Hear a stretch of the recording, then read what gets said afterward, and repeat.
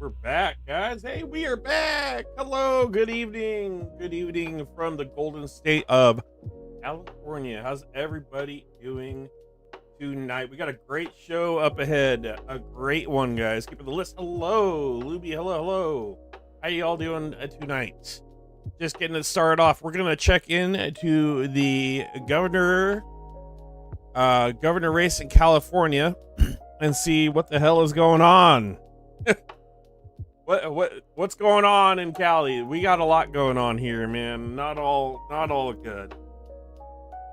Not all good. Eric Swalwell, his political career is over. It collapsed. He's done. Swalwell, we had our faith in Swalwell here in Cali, at least. And that's the thing. It just shows you not to put anybody on a pedestal. No man or woman. We suck. We don't make good decisions as a species. We came a long way, but gosh dang, man. I know I had high hopes. I was standing 2 feet away from this guy in Sacramento. I looked over. I bent down to get a drink of water, and I looked up and I saw Swalwell at the No Kings rally. And I was like, oh man, hey, oh no, it's so cool, it's Swalwell, you're so cool. We are truly honored to host our next speaker, a leader who has stood up to Donald Trump since the very beginning. It's my own footage here, guys. Congressman Eric Swalwell represents California's... We know him. Yeah, we know him now.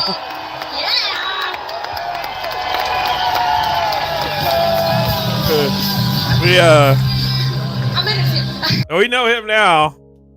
Cringe as hell. He's had his kid up there too. He had his kid like, oh, like me.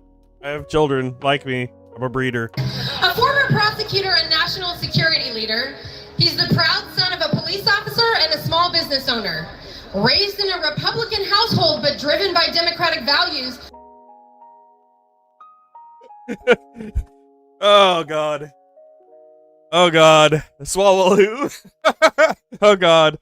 Raised in a Republican household with Democratic values. Continue. Congressman Swalwell fights every day to strengthen justice, protect democracy, and stand up for working families. He serves on the House Judiciary Committee and the Homeland Security Committee, where he is the ranking member on the subcommittees for crime and federal government surveillance, courts, intellectual property, artificial intelligence and the internet, and cybersecurity and infrastructure protection. So, anyways, not so excited about Swalwell and his fallout. Numerous accusations of sexual misconduct with staffers, ranging from you name it. Swalwell, gone. And you know what? And hindsight's 2020, right? Something tiny in the back of my head said something's not right. And I'm just gonna say it. I'm not saying I knew. I didn't know. I liked this guy. I thought he was gonna do good. But apparently, everybody else is doing Congress, which is another issue. Which is like arbitrary. They arbitrarily pick who they want to throw under the bus when election time comes, which is crazy work. Makes you wonder who else has bought off. But yeah, Swalwell, big fallout. Super disappointed. Really broke the hearts of a lot of us in here in California. And I'm not even a Democrat. I'm an independent. I'm going to stay an independent for a long time, probably. Yeah. A little disappointed there. Other than that, it really opened my eyes to the nature of some of these men who seek power. It seems like they're all the same, which makes me really want a woman candidate. However, I don't think this round is going to be that either in California, and I will discuss that a little further. Let's get into the candidates who we have speaking tonight at the debate. We have over in the bottom right corner, this is Steve Hilton, former Fox News commentator and political strategist. We have Chad Bianco. I'm going to cut the music here. We have Chad Bianco. Chad Bianco is okay, so I also have to mention Hilton over here has been endorsed by Donald Trump. He has Donald Trump's endorsement in the matter of governor of California. So then we have Bianco over here. Chad Bianco is another MAGA sheriff who is running, and it just doesn't want any of it. He wants to change everything and blah blah blah and this and that and small government. His whole budget's like $1.3 billion or something. Anyways, we'll get into the policies here in a little bit. Then we have Katie Porter, which a lot of people like, I understand, and she's the only woman who's speaking. Katie Porter is a Democrat with some very strong opinions and policies, and we will get into her temperament there. We also have Javier Becerra right here. So far, he's probably the most experienced. We'll go into that a little more. There is a little scandal behind it, but he was not implicated in it as well. And then this gentleman right here in the middle is Matt Mahan. And I'm going to be honest, I know the least about Matt Mahan, other than he's the mayor of San Jose. And then we also have Democratic billionaire, yes, billionaire, Tom Steyer running. Okay. Backtrack a little bit here. I'll give you guys just a quick run through. Yeah, Becerra is looking like the strongest candidate for sure right now, as far as the needs. But we'll get into it. So let's get into Chad Bianco. There's a little bit of scandal here. Actually, a big one. This came up at the No Kings Protest 3.0. If that matters to anybody. So, Chad Bianca, currently Republican candidate, California, is the center of a major controversy involving the unprecedented seizure of over 650,000 ballots from a 2025 special election. The March 2026, Bianco used warrants to seize approximately 1,426 boxes election materials from Riverside County Register of Voters. All right, his justification before this was Bianco cited allegations of a 46,000 vote discrepancy reported by local activist group, the Riverside County Democratic Party notes. So that is noted by the Riverside. They're not the complainant. So the pushback he's got from this legally is California Attorney General Rob Bonta. Bonta, one of our shining knights over here in California, labeled the seizure unprecedented,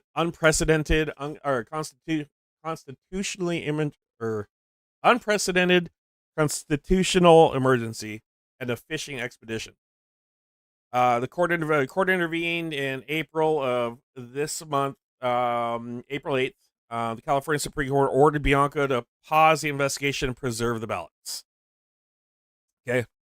So he's a vote grabber, as far as we can see. He felt there was a scandal and he went in there and just took a bunch of ballots. And who knows, God knows how they were handled, what happened with them. There was controversy with the warrant as well.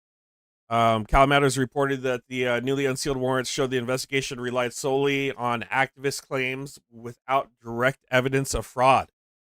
And the warrants were signed by a judge Bianco had previously endorsed. Okay, so we got a little buddy, good old boy, pat you on the back going on with Bianca. All right, we're not going to talk any further about him. Now, we'll go over here. We'll go into Tom Steyer, who was leading the polls on the Democratic side after the fallout with Swalwell. Here's the deal. He's a billionaire. He is a billionaire. Not too happy with that, being a billionaire. There's other things. He's a billionaire activist, former presidential candidate, and he's faced off in several campaigns. He's invested a lot. He's being accused of buying the election already by Fox News. Steyer is buying the election. The big thing is the private prisons and fossil fuel investments. He's had dealings specifically with hedge funds, Farallon's capital investments in private prisons and fossil fuels. Protesters have specifically highlighted financial gains from the facilities that house ICE detainees. Right? And you will hear from him. But I'm telling you right now, I'd like to ask you, who here trusts a billionaire to govern anything? Either side. No political affiliation. At this point right now in 2026, April 22nd, 2026, who here trusts a billionaire? So he's got, there's a lot going on. There's a lot of presidential campaign scandals back in 2020. There's data theft accusations and other stuff behind this man. So he's a billionaire, right? And we got Katie Porter over here in the corner. So Katie Porter has a lot of complaints about her. There's there's a lot going on with this one as far as the way she treats other people in her own campaign. And I have a little footage here I will share with you of Katie Porter. We'll go into right here. I am. All right. So Katie Porter, former representative, U.S. House, California gubernatorial candidate. This is on July 2021. She's going to give a quick interview here, and you're going to see a staffer in the background. You ready for stat number 2? I am. All right. $632, which is how much you save in fuel and maintenance costs when you replace your traditional car with an EV, with an electric vehicle. So I lease a Chevy Bolt. It is the best car that I have ever owned. I just plug it into the garage, 3-hole prong plug, and I never have to go to So it looks like right here she's practicing for a campaign ad. That's what it looks like to me. the gas station. That's awesome. And $632 is real money.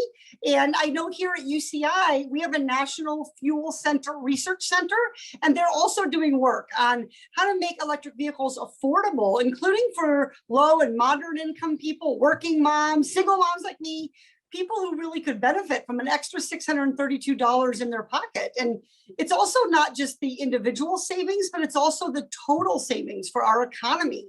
So I'm on the oversight committee, you might know, and that is where we did a study recently this fall in September.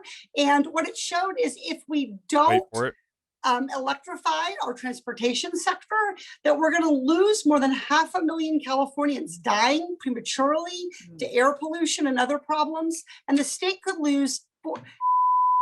Get out of my fucking shot. I wanted to tell you that that's actually incorrect. It's not that it's electric vehicles. It's that if we don't meet the commitments under the Paris Climate Accord. Okay, it does. Okay, you also were in my shot before that. Stay out of my shot. Okay, I'm going to start again with electric vehicle saving us. So she got corrected by her staffer in the back, and she flashed on her. A little tension going on there. I don't know exactly if that's what we need in California. Here's another clip of her doing an actual interview. This is an actual interview. You don't need those Trump votes. Here, we'll go back a little bit. Let's see if I got that turned up. Yep. Say, if you're from a deep blue area, if you're from LA or you're from Oakland, you don't have an experience. But you just said you don't need those Trump voters. Well, you asked me if I needed them to win. So you don't. I feel like this is unnecessarily argumentative. What is your question? The question is the same thing I asked everybody, that this is being called the empowering voters to stop Trump's power grab. Every other candidate has answered this question. This is not correct. And I said I support it. So, and the question is, what do you say to the 40% of voters who voted for Trump? Oh, I'm happy to say that. It's the do you need them to win part that I don't understand. I'm happy to answer the question as you have it written, and I'll answer it. And we've also asked the other candidates, do you think you need any of those 40% of California voters to win? And you're saying, no, you don't. No, I'm saying I'm going to try to win every vote I can. And what I'm saying to you is that... Well, to those voters, okay, so you... I don't want to keep doing this. I'm going to call it. Okay. Thank you. You're not going to do the interview with us? Nope, not like this. I'm not. Not with 7 follow-ups to every single question you ask. Every other candidate has answered. I don't care. I don't care. I want to have a pleasant, positive conversation in which you ask me about every issue on this list. And if every question you're going to make up a follow-up question, then we're never going to get there. Ms. And Porter, we're just going to circle around. I am an investigative I have never reporter. had to do this before, ever. You've never had to have a conversation with to end a an reporter? interview. Okay, but every other candidate has done this. What part of I'm me? I'm running for governor because I'm a leader. So I am going to make... So you're not going to answer questions from reporters? Okay, why don't we go through? I will continue to ask follow-up questions because that's my job as a journalist, but I will go through and ask these, and if you don't want to answer, you don't want to answer. So nearly every legislative... I don't want to have an unhappy experience with you, and I don't want this all on camera. I don't want to have an unhappy experience with you either.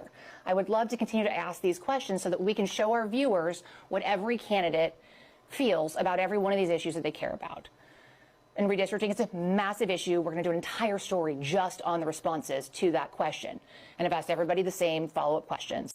Okay. People have asked me why I don't like Katie. Why don't you like Katie Porter?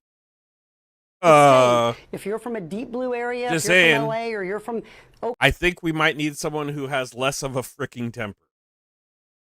I've heard a lot of people say that's what we need. We need kind of that, but I just don't think she's ready. I don't think she's ready for it. She's not ready for questions from an investigative journalist reporter. So I am super concerned about that one.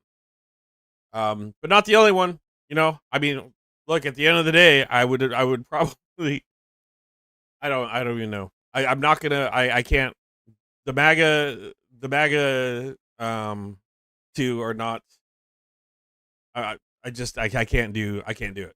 After everything that's happened, Chad Bianca, for me, there's no way. Let's get in. Also, we'll get in a little bit to Hilton over here. Hilton isn't super duper involved in scandal, other than recent political controversies. Epstein files mention in early 2026. Rivals pointed to Hilton's inclusion in newly released files related to Jeffrey Epstein. While Hilton dismissed this as a desperate attempt to smear the leading candidate, reports indicate that while several candidates appeared in the files, most mentions were incidental or contained within news articles. Now, he was also he was a figure for Fox News. He was a Fox News contributor, commentator, and political strategist, actually. Hilton. So if you want more Pete Hegseth ass energy in California, I'd imagine that's what you're going to get from this gentleman over here. Okay, next, who do we got? We got Javier Becerra. Javier Becerra right now is probably the most experienced of all the candidates. Former U.S. Secretary of Health and Human Services and California Attorney General. Now, there was a little scandal. We're going to mention it, right? We're not picking favorites right now, even though I would probably, if I'm being honest with you, I'm leaning towards Javier. While not accused of any wrongdoing himself, he has recently been central to a major political scandal involving the theft of $225,000 from his dormant state campaign accounts by his closest aides. So he was not allocated. Scandal broke during Becerra's 2026 gubernatorial campaign. Imagine that. And centers on actions taken by his inner circle while he served as U.S. Secretary of Health and Human Services. Excuse me. So, allegations: federal prosecutors indicted former aides for conspiring to siphon money from a dormant Becerra campaign account to pad the salary of his chief of staff, who had taken a pay cut to join him in Washington, D.C. I believe Becerra came out and said this was a betrayal and a gut punch. So he wasn't implicated. He wasn't. Becerra's position: Becerra was not implicated in the indictment and has stated it was a victim of a gut punch betrayal by trusted advisors. However, critics and political experts from Loyola Marymount University have questioned his managerial oversight, and the embezzlement lasted for years without his knowledge. Okay? So we're not going to find perfect humans, right? So that leads us to this gentleman, and this is the man I know the least bit about, and he barely made it onto the debate panel. I believe he had a total of 5% in the polling, which was the minimum to come on and debate tonight. This is San Jose Mayor Matt Mahan.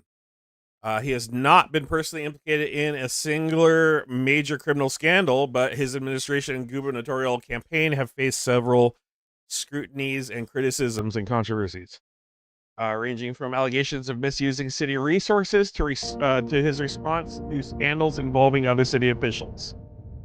Social media misuse allegations, his campaign layer. Basically, he's playing dirty fool on his campaign. Which, okay, big whoop-de-doo. I don't know much about his policies, but it looks like they are starting here in a second, so we're going to switch over to the live feed and check it out a little more. You guys ready for this? The fight for California. Oh, guys, also, before we get started on this, before we get started on this, I'm going to let you know right now we are doing a fundraiser for the 47th Snipers of the Ukrainian Armed Forces. Right now, they need vehicle repair for this thing. We're looking to get them $2,000 in vehicle repair right off the bat. Initially, probably to get it running, it's going to be a little over $1,000. But we'd like to get them as soon as we get this vehicle fixed. They're going to do something like pop some tires. So the goal is $2,000 on this. This is through Paging, Kansas. It's a 501c3. It is pinned in the description. Please make a donation, say for the 47th. You can say from Chungus's community, whatever. Doesn't really have to be earmarked. We know where it's going. Page is getting a lot of bad news from the front right now.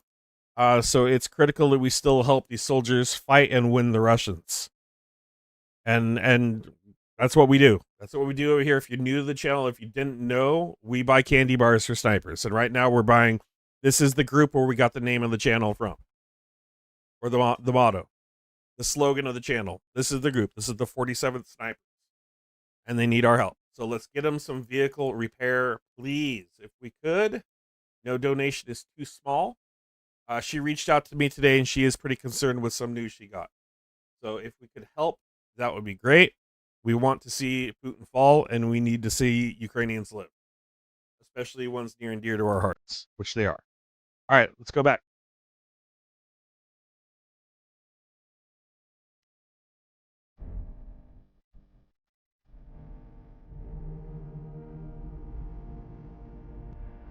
All these buns. Yeah, they'll be all right. We'll have to put up with it. All right, get comfy, guys. How's the volume? Check in.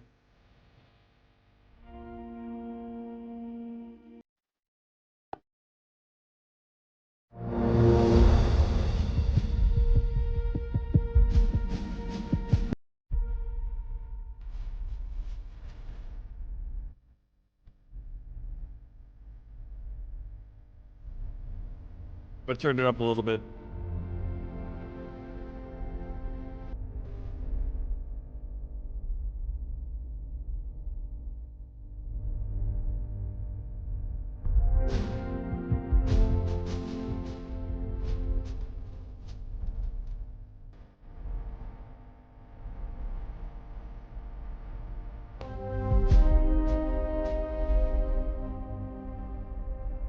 All right, 7. It is time. 7. So they should be starting. In California, the race for governor turned upside down as the frontrunner withdrew in a scandal.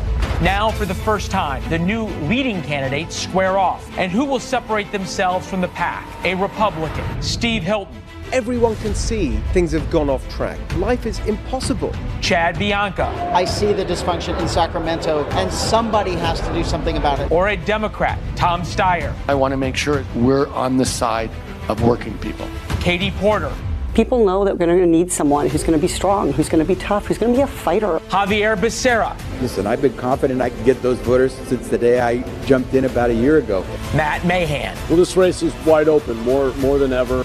We are live statewide from San Diego to Chico and everywhere in between, and broadcasting across the country on News Nation.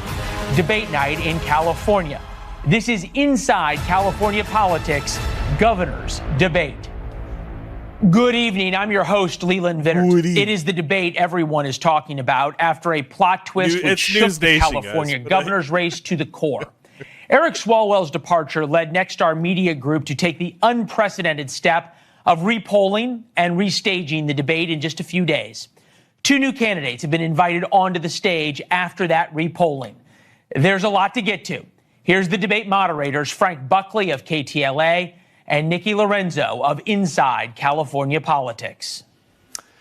Thank you, Leland, and good evening. Welcome. We are live from San Francisco. This is Debate Night in California. We would like to welcome you at home and welcome the candidates to the stage. Right now, we begin with the rules. Each candidate will get 60 seconds to answer a question. If there's a follow-up or rebuttal necessary, the candidate will get 30 seconds and 15 seconds for clarifications if needed. We will be reminding the candidates of those times throughout the night. The sound of a bell will ring when their time is up. The candidates will answer the questions with the first order determined at random, and their position on stage was determined by polling.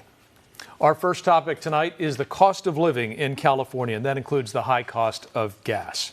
We pay one of the highest gas taxes in the country, about 61 cents per gallon. That money goes to pay for road repairs and public transportation.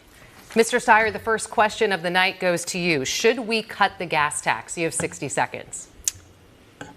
Let me say that the reason that gasoline is so expensive, that our president, Donald Trump, has started an insane war in Iran and driven up the cost of gasoline for everybody in California. That has put $70 billion into the pockets of the oil companies who actually put him in the presidency. Californians are suffering across the board. The biggest problem in California is that the Californians can't afford to live here anymore. The answer on this is not to give up the gas tax, but actually to have a windfall profit tax on the oil companies who have been ripping us off for decades. That's on the books. We can activate it right away. We can get the money, and we should send it directly back to California citizens. The problem we have here is a president who's out of control, who's driving up costs across the board, and we actually need to take on the special interest oil companies who are taking advantage of Californians and making $70 billion more because of this war. Mr. Steyer, thank you. Ms. Porter, what is your position on the gas tax? You have 60 seconds. Affordability is not a buzzword for me. It's been my life's work, sitting across from families who have been pushed into bankruptcy by bills they couldn't pay, helping families avoid foreclosure or eviction when they were cheated by subprime lenders. It is too expensive to live in California, and I get that. I'm a single mom of 3. I push a shopping cart and I fill up my minivan, which has nearly 180,000 miles on it. I absolutely feel these pressures, and I think we need to do something about it. But I also want to be clear, 82% of Californians don't breathe clean air today. And when we look at what that's costing our healthcare system, what that's costing people, we have to continue to make investments in having the cleanest fuel that we possibly can. So I absolutely think we ought to be thinking about how to move away from fossil fuels, and that means moving away from a gas tax and replacing that with the general fund taxes. Ms. Porter, thank you. Mr. Mahan, you support temporarily suspending the gas tax. Some, including the candidates on the stage tonight, have called that proposal unserious. What's your response? You have 60 seconds. Well, Nikki, Frank, it's great to be here with you this evening. I'm the only candidate on this stage who has called for suspending the gas tax and reforming it so it no longer is the most regressive tax in California that's putting an undue burden on working families like the one I grew up in. Look, I'm in this race because we deserve better answers. We deserve better answers than we've been getting from the other candidates on this stage. We don't need a billionaire who made his money in private prisons and oil and gas that he's now supposedly against, or Trump's hand-picked candidate, or a DC insider who the Sacramento establishment is now rallying around. Let me tell you who I am. I grew up in Watsonville, working class family. My mom was a teacher. My dad was a union mailman. I know what it means when gas prices go up $1 or $2 unnecessarily. I'll reform the gas tax so it's no longer the poorest, hardest working people in our state who are paying an unfair share to maintain our infrastructure. Mr. Mahan, thank you. Frank. So it goes to infrastructure, highway repair. You don't support suspending the gas tax. Why? You have 60 seconds. Frank, we need to make sure our roads, our highways, the potholes, we take care of business, because every day people get in their cars, they take transit, they need to get to work, they need to come home. The last thing they need to see is an infrastructure for roads and transportation that doesn't work. I remember when my parents would tell me the stories of when they came with $12 in their pocket. They had to make a life here. They needed to make sure California could work for them. Let's make sure Donald Trump is not starting reckless wars to keep the prices of gasoline down. By up to $2 a gallon, we can reduce the price if that war in Iraq that Donald Trump started would go away. My parents looked at things like this and said, hey, help me make a living here in California. That's why they were able to, at the end of the day, send my 3 sisters and I to college, buy a house, make it so that they could retire here in California. We need to bring down those prices, but we have to do it the right way. I'll make sure as governor I tackle these crises, because I've been through these crises before and had to handle them. We need someone with experience, someone who doesn't need on-the-job training the moment they get into the governor's office. Right, 61 cents to the Mr. gallon. Bianco, you have said you want the total elimination of the gas tax. How would we fund roads and bridges? You have 60 seconds. So Funding roads and bridges is a fundamental responsibility of government. We need to get rid of the rest of all the waste, fraud, and the abuse of the rest of government, which all of the Democrat policies over the last 20 years, 30 years have created. We only have the highest gas price in the country because of Democrat policies that are absolutely destroying the oil industry, the automobile industry, and forcing those prices up, forcing our refineries out of the state, forcing our oil companies from drilling in our state.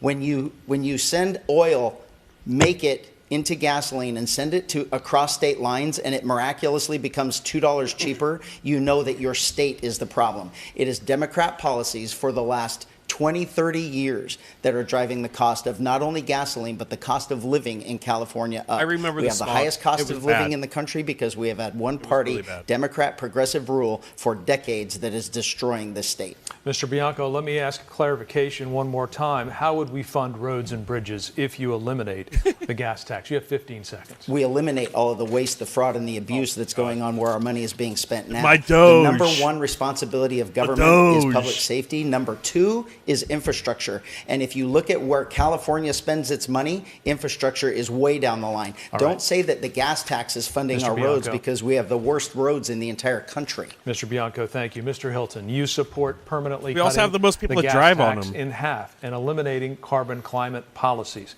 With the supermajority of Democrats in the legislature, how would you, as a Republican governor, make any of these changes into law? You have 60 seconds. We have to make these changes because Californians are being crushed by the gas prices, by the gas tax. We have the highest gas tax in the country for the worst roads in the country. And across the board, we have the highest taxes for the worst results. And you know who's really suffering? It's working Californians. It's small businesses. Most of my career has been in business. I know what it's like to try and run a business. The costs that are being imposed on our businesses and on workers in California is just too much. And one way or another, all the Democrats here are part of this system that obviously isn't Trump's working. guy right here. We need common sense solutions. We need practical solutions. Why are we importing oil from 7,500 miles away in Iraq rather than using the oil we have here in California? That's the kind of common sense change that, as governor, I will be there to persuade the legislature to do, because they in the end want to help Californians too. And just to clarify the question again, how would you as a Republican governor make any of these changes into law with a supermajority of Democrats? 15 seconds. The first point is that to open up California oil production doesn't need the legislature because it's through executive action.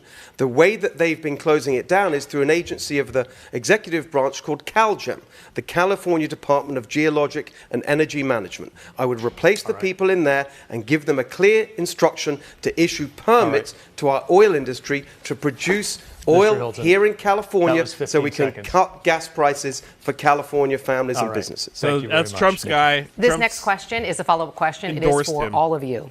Should electric vehicle drivers pay a mileage-based road tax to fund infrastructure? Mr. Steyer, we'll start with you.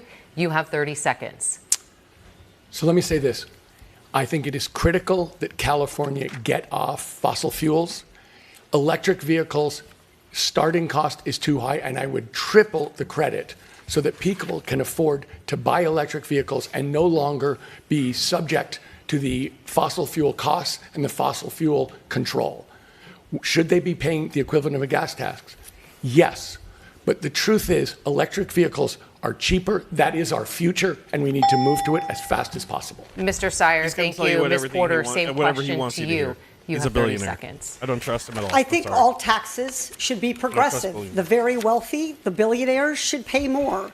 The problem with a gas tax or a vehicle's mile-traveled tax is that it does the opposite. It punishes the lowest income Californians, those who have the longest commutes to work and can least afford fancy vehicles. So I think it's important that we fund this, as I've said, out of the general fund. We do need to move toward electric vehicles over time, but the reason they're not getting purchased isn't range anxiety, it's pocketbook issues. Ms. Porter, thank you. Mr. Mahan, Quit same hitting question that to you. fucking You have bell 30 when I'm seconds. talking. I would reform the way we're funding infrastructure by issuing a flat fee on all vehicles, whether they're EVs or gas-powered. Right now, gas-powered families, disproportionately lower-income families, people living in rural communities are paying 3 times more to maintain our roads.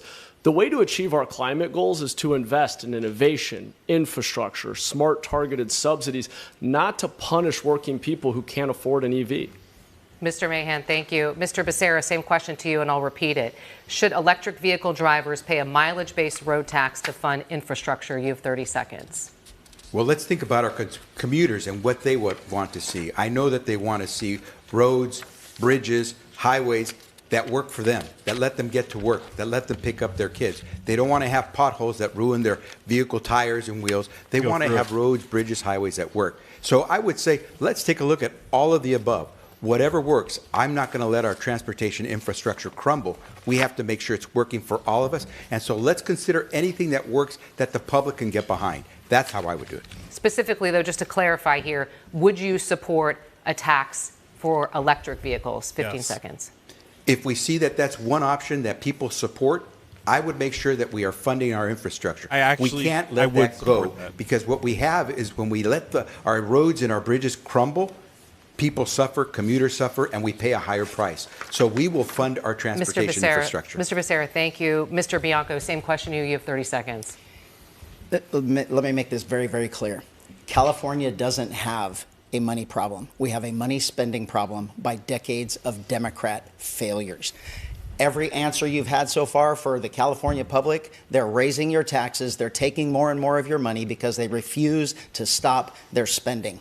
No, I will not support a tax on mileage. No, I will not support a gas tax. It is the government's responsibility to have priorities, and infrastructure is an absolute priority. We are getting rid of all the waste, and we are doing what government is supposed to do. Mr. Bianco, thank you. Mr. Hilton, same question to you. You have 30 seconds. No, we cannot keep going in this direction with Democrats constantly going for their insatiable appetite for more and more taxes for their bottomless money pit. And now the mileage tax, they want to track you everywhere you drive. No, I would veto that. We need to cut spending and cut taxes so that we can give relief to families and businesses. My plan is for $3 gas and your first $100,000 I have tax $3 gas free. in California. That's what we need to do to make our state Cal-affordable. I drive ethanol Mr. in Hilton, my thank van. you. Frank. Our next question tonight $2.99 a is gallon. about an issue we all see every day in California, homelessness. There are 187,000 people experiencing homelessness in the state right now. In a recent Inside California Politics poll, 86% of those surveyed believe the homeless problem has stayed the same or is getting worse. We want to ask a question about Governor Newsom's performance on homelessness. What letter grade would you give him on handling the issue, and what, if anything, would you do differently? Ms. Porter, we're going to begin with you. You recently gave the governor a solid A- when it comes to his overall job performance. No. What grade would you give him on homelessness, and what, if anything, would you do differently? You have 60 seconds. I'm a notoriously tough grader, but I would probably give him a B on homelessness. No, it's I don't think this has been like an easy C, problem to solve. C-. But I do give him a lot of credit for calling attention to the problem. When he campaigned 8 years ago, he was talking about housing when nobody else was. Our homelessness problem is a direct correlate of our housing problems. We're not going to solve homelessness without bringing down the cost of housing. That's why housing has been my #1 issue since the day I launched this race over a year ago. What I would do differently than Governor Newsom is fund homelessness prevention. It is so much more cost effective and so much more humane to prevent families from becoming homeless in the first place, and making sure that if they do lose their home, that they're able to land in an interim housing or shelter situation. We can't solve this problem because the problem keeps getting worse. For every person we put into permanent supportive housing, somebody else loses their home and takes their place. That's why Californians don't feel like we're making progress despite spending significant money. Ms. Porter, thank you very much. Mr. Mahan, you've given Governor Newsom grades ranging from A to D, depending on the issue. What grade would you give him on homelessness, and what, if anything, would you do differently? You have 60 seconds. Well, Frank, look, the assessment does depend on the issue, and I'm going to leave the letter grades to you and all the pundits out there. Let me tell you what we've done in San Jose, because we've created a model for the rest of the state. We've increased trust in local government by 40%, primarily because we have moved thousands of people indoors. I had to take on the establishment within my own party to change the way we were spending our money. We were spending $1 million a door and taking years to build alternatives to the streets. Instead, we built basic, dignified shelter, invested in prevention, and when shelter was available, we required that people come indoors. We've reduced unsheltered homelessness in San Jose by nearly 1/3 over the last 4 years. That's why trust in government in San Jose has increased. It's why fewer people are outdoors. And it's part of the reason that our streets are safer and cleaner. I'm proud of what we've done. I'll demand results from every city and every county in California as governor. I'd like to clarify and ask you one more time to give a letter grade to help voters understand your assessment of Governor Newsom's job on this issue. You have 15 seconds. All right, Frank, since you insisted, look, I'll give him a B on Care Court and Prop 1 and many of the important initiatives that he championed, where I've been proud to stand with him. I'm going to give us all, though, a D on implementation. Okay, San Jose has led the way. At least he's honest. A few about other places it, have, but we have not delivered the results people deserve. Thank you very much for the letter grades. Mr. Becerra, we haven't seen you issue a letter grade on Governor Newsom's overall performance. Stop talking over what grade Katie does Porter. He get on homelessness? Is she going and to what, tell if me anything, to would you shut do the fuck up differently? and get You have out of her 60 shot if I seconds. don't? Frank, I would say that the governor has made efforts. Is that We've seen satire? him come down to Los Angeles, actually go out and try to clean some of the streets. On effort, I would give him an A. Here's what I would do that's different, though. I would focus on accountability. I would make sure if we're sending billions of dollars down to the local communities, to our cities and our counties, that we would demand accountability for the dollar that we're going to give them.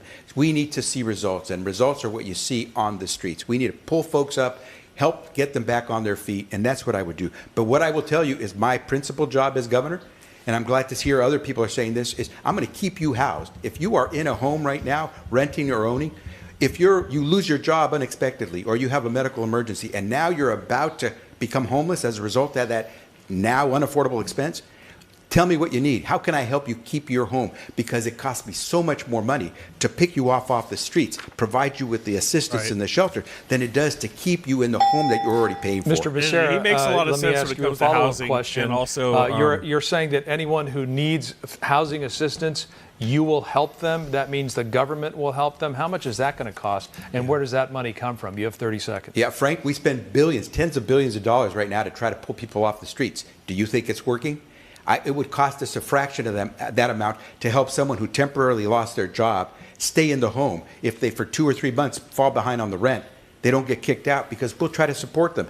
A zero interest loan. You can keep them in their home. I save a lot more money by keeping them in the house than watching them hit the streets and then try to find them and pick them up. Far more expensive. Mr. Becerra, thank you. Nikki? Mr. Bianco, you have been very critical of Governor Newsom. What grade would you give him on homelessness, and what would you do differently? Well, you have 60 seconds. I think we've just learned of the failure of the California education system, too, if we can't even realistically assign grades to failure. It is an absolute dismal failure, and anyone that says it's not is fooling themselves or trying to fool voters. We are not dealing with homeless, so stop calling it homeless. It has nothing to do with homes. This is drug and alcohol-induced psychosis, mental illness causing the other. It doesn't matter. But these people are suffering from drug and alcohol abuse and mental illness. We would have fixed this problem probably already had the Democrats in California, in state legislature, and our governor funded Prop 36 to give us the treatment that we need. I am on the front lines of this. I've been on the front lines of this for 33 years. This has nothing to do with the home. Until we actually start caring about these people, you have compassion to look them in the face and tell them that you're going to walk by them and ignore them. If that's what you're going to do, you're just a part of the failure of government. We are going to deal with this for what it is. It is not homes. Mr. Bianco, I just want to clarify here the second part of the question. If you're elected governor, what would you do differently? You have 15 seconds. Every single bit of the money going to nonprofits and NGOs for homeless ends the day I take over. And a small portion of that will go to the funding of the drug and alcohol treatment centers that they need, the mental health treatment centers that they need, and then more importantly, Mr. Bianco. the combination of drug and alcohol. Mr. Bianco, thank you. Mr. Hilton, you've given the governor an F on his overall performance. When it comes to homelessness, has he done anything right? You have 60 seconds. Well, by the way, I'd love to be in your class, Katie, if you get a B for what Gavin Newsom's done on homelessness. My goodness, of course it's an F. It shames our state, the situation with homelessness. We have about 10% of the US population, around 50% of the country's homeless population. And as for Javier praising Gavin Newsom for the photo op where he tried to pretend he was cleaning up a homeless encampment, literally Gavin Newsom did that 3 times in a row. Nothing changed. And nothing will change if you have one of these Democrats in power. It will be more of the same. My plan is a common sense 3-point plan. Number 1, it is illegal to live and camp on the streets. We need to enforce the law. Number 2, we need to get people into the drug treatment that they need, and it cannot be a choice. Number 3, we need to get people the mental health care that they need instead of the barbaric situation we have right now in California as a result of these Democrat policies, where the main place where we're treating people with mental health problems is jail. That has to change. Mr. Hilton, thank you. Ms. Porter, Mr. Becerra, I'll let you respond, but I just want to clarify the second part of my question. Do you think the governor has done anything right on homelessness? No, everything has taken us in the wrong direction. That's why we spend, what is it, the state auditor found, $24 billion of our money spent on homelessness. They have no idea where it went because it's going into these non-profits and crony developers that are, instead of solving the problem, they are profiting off these Democrat policies. Thank you. Your time is up. Thank you. Ms. Porter, I'll allow you to respond. You have 15 seconds. If you were in my class, Mr. Hilton, you would learn in my bankruptcy and consumer protection class that the majority of homeless people in California are actually working. They're not just people on the streets. It's not just people with mental illness or people with drug or substance use problems. It's also families who are fleeing intimate partner and domestic violence. He's right. It's people who are double and tripled up. It's people who are living in their cars on our college campuses. Homelessness comes in a lot of different forms, and if we don't see the whole problem, if we demonize them from one perspective, we'll never be able to solve this problem. Ms. Porter, thank you. Mr. Becerra allowed you to respond to Mr. Hilton there. You have 15 seconds. Well, it's interesting to watch someone who has served as a talking head on a Fox News program telling us how government should run when he never has run any government in his life. And it's fascinating to see that he can do all these things when he's talking about not collecting any revenue to be able to do any of this work. It doesn't add up. The math doesn't work. But then that's what happens. You can be a talking head and not worry about the consequences of what you do. Like Mr. Becerra, thank you.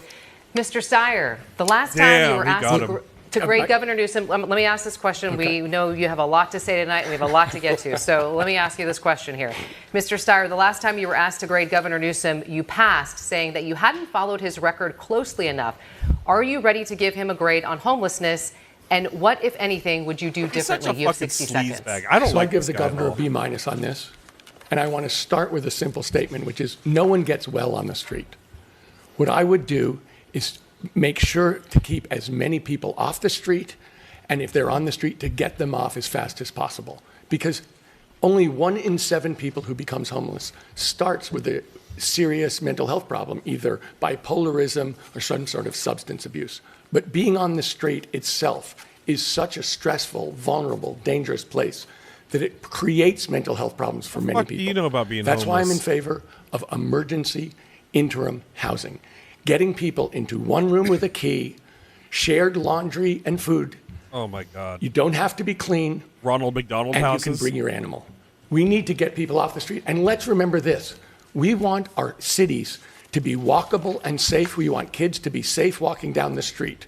Cleaning up this problem gives us a chance to rejuvenate our inner cities, to make them vibrant, and a place where we're going to build more housing and put more people. Go over here. And we don't want to see you. I just want to clarify that last part. When you said get people off the streets and into housing, is that something that you would force them to do? Well, let me say this. The point about emergency interim housing is this. People want to go to it. This is something that actually is designed to meet their needs, as opposed to the huge shelters or waiting 7 years to get them into permanent housing, which costs Matt Mahan was saying it costs $1 million a key, and the numbers I've heard of between $750,000 and $1 million. Being homeless for 7 years is an incredibly dangerous thing to do, and it's the most compassionate thing we can do is to provide the interim housing that gets people to places they want to be. Mr. Stiers, thank you. Mr. Mahan, I'll let you respond since he invoked your name and called out the figure there. Yeah, thanks. Well, look, it has cost $1 million a door. I can show you the receipts from projects that have been approved across the Bay Area. It's worth keeping in mind, the only housing Tom Stiers built has been private prisons and ICE detention centers. Here's the truth. Thank you. The reality is when you build interim housing, and what Tom's pointing to is the San Jose model. We've built interim housing, dignified alternatives to the streets.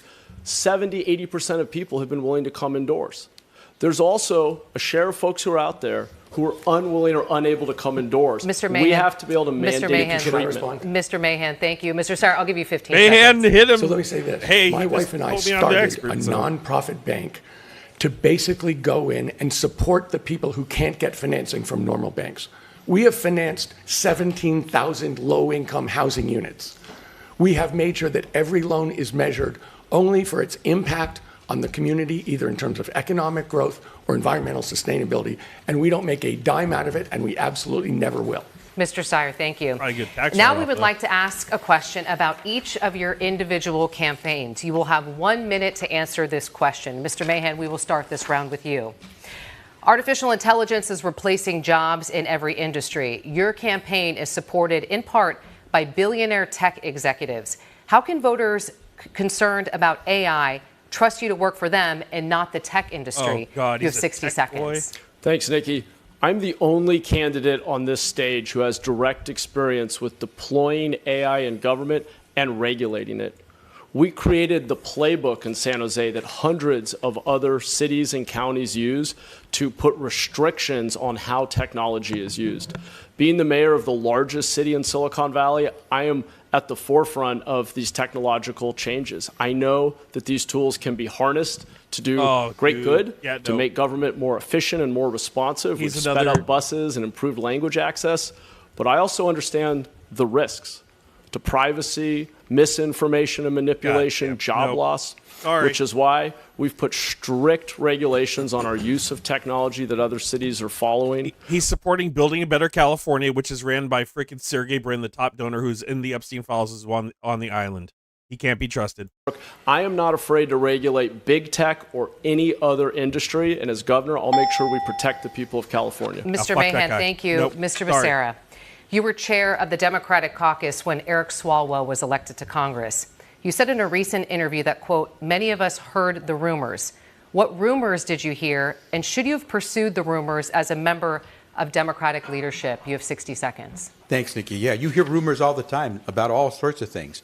Rumors are not facts, and the caucus, the Democratic caucus, is not a place that adjudicates those things. It's law enforcement that does. If someone had come forward, we could then have investigations. I say that as the former Attorney General for the state of California. When I was Attorney General, we did go after sex trafficking. We did go after those who abuse of young women and take advantage of them. We did prosecute people. There was an individual who was a religious leader who was taking advantage of young women. We prosecuted that individual. Today, he is in jail for his crimes. We have gone after people, but we go after them based on evidence and based on facts. Unfortunately, we have a president today who would go after someone based on rumors. That's not the way we do it in America. We have to have the facts.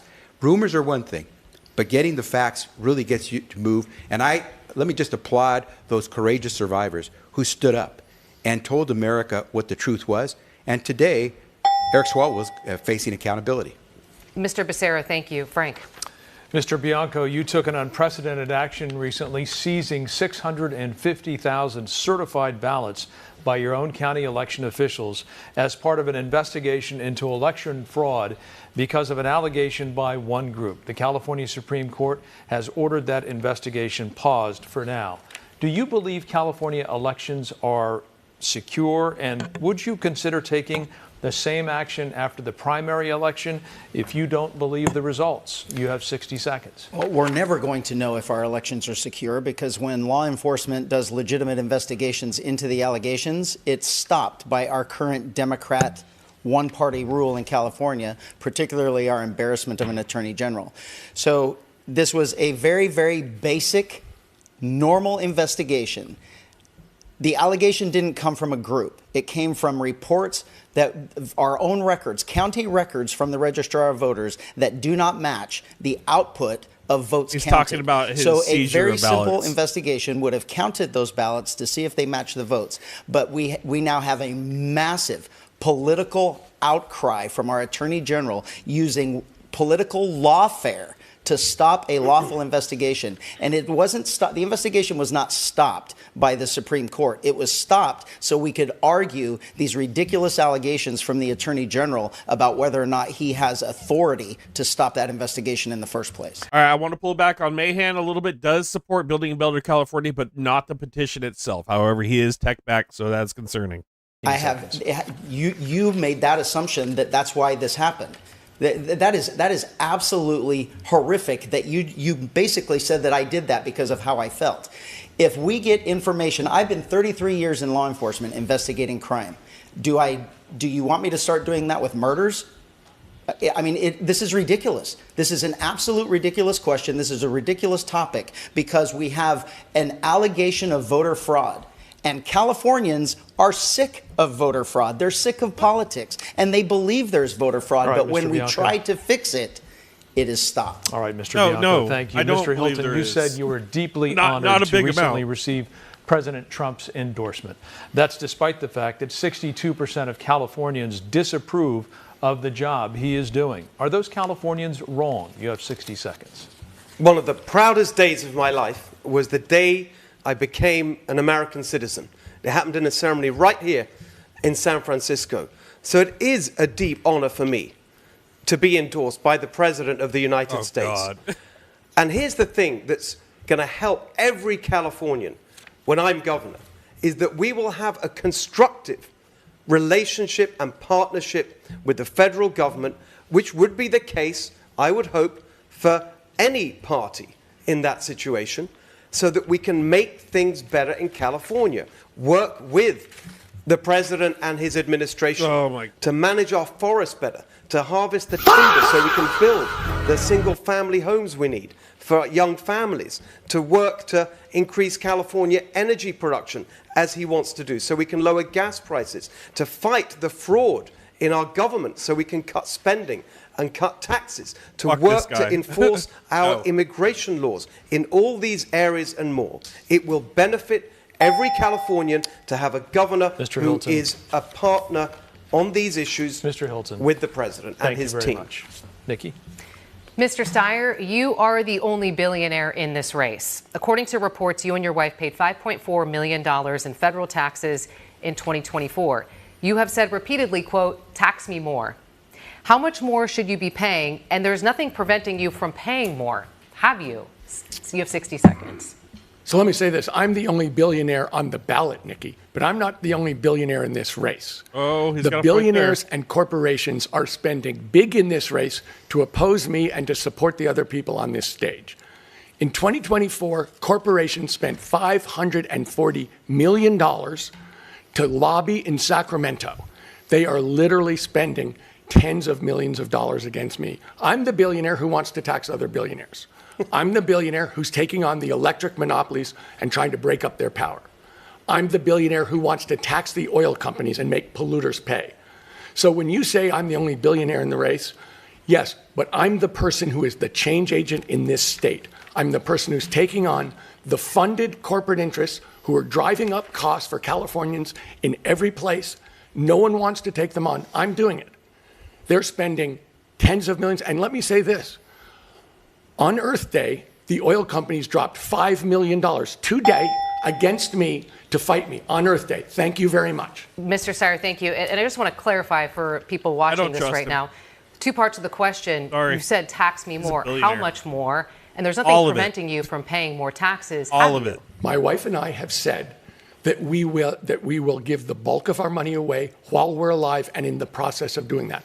But me paying more taxes is not the answer. I've said I believe You can people say should. that again, Tom. Wait, no, Mr. Steve, Hilton, let me finish. Mr. Hilton, Mr. Hilton. I have said one person putting more money into the system. Mr. Hilton, if you guys are both talking, people at home won't be able to hear you. So if continue, one Mr. person Steyer. puts more money into the government, that doesn't solve it. We need structural change. And in every one of the places where Californians are being ripped off, where it's impossible for them to make rent at the end of the month, Mr. Steyer, I'm taking on the special interests, and they're fighting back. Mr. Steyer, They're the person who Mr. are coming Steyer, after me thank you. because they're scared of me. Mr. Steyer, thank you. Frank. Guys, hit the Ms. like, Porter, you've subscribe, and acknowledged comment. that your interactions with an aide and with a reporter Appreciate captured it. on videos which went viral were, in your words, a bad look, and that you could have done better. What have you done to address those concerns? And as a person who frequently speaks about being a parent on the campaign trail, what would you tell your own kids if they ever faced a boss like that? You have 60 seconds. I apologized that day to that staffer 4 years ago, and I took responsibility then, and I have taken responsibility since, acknowledging that it was not the right way to treat someone. And that is a big contrast to what we have seen other candidates do when they have been called out She's so full for of shit. misconduct. They all treat them like that. I'm proud that that staffer in that video and I continued to work together for 4 years following that incident, and it speaks to how I addressed it. I work hard with my team to deliver for Californians, things like free COVID testing in the first weeks of the pandemic, things like cracking down on pharmaceutical price gouging, calling out a bank CEO for the fact that their employees couldn't pay for housing. All of my accomplishments have come from my team, and I would say that if somebody is treating you rudely, you should speak up.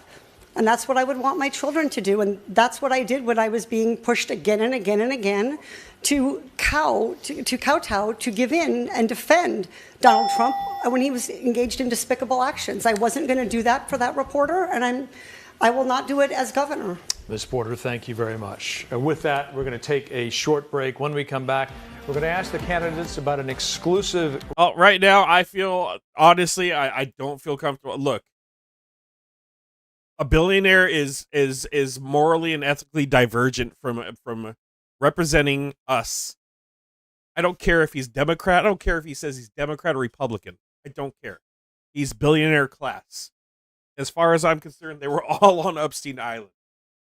It's already an ethical issue that he's a fucking billionaire, right? For me, that's a big no. I can't do that. I can't do billionaire. Not doing billionaire. Not doing Hilton. Are you kidding me? Hilton, you want another Fox News analyst?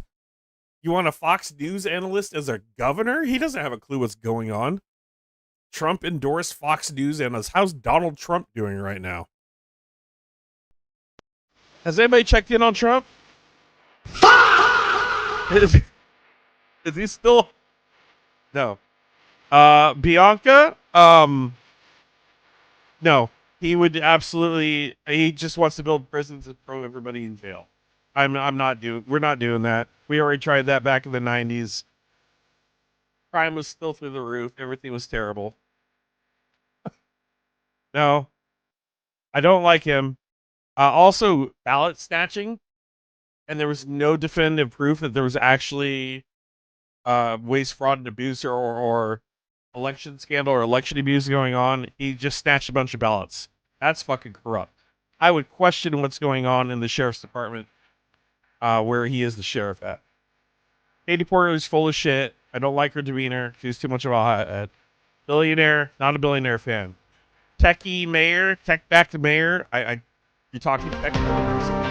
Right now, for me, the only guy that seems normal is Becerra, and he doesn't have a huge campaign amount either. Welcome back to Debate Night in California. The race for governor coming to you live from San Francisco. I think Becerra only has like $3.8 million in his whole campaign funding. So right now, I'm leaning towards Becerra. Ordered giving a roadside English proficiency test to a commercial truck driver. Let's take a look at the video. And then do me a favor. Tell me what this sign means. So what does this mean? What is it telling you?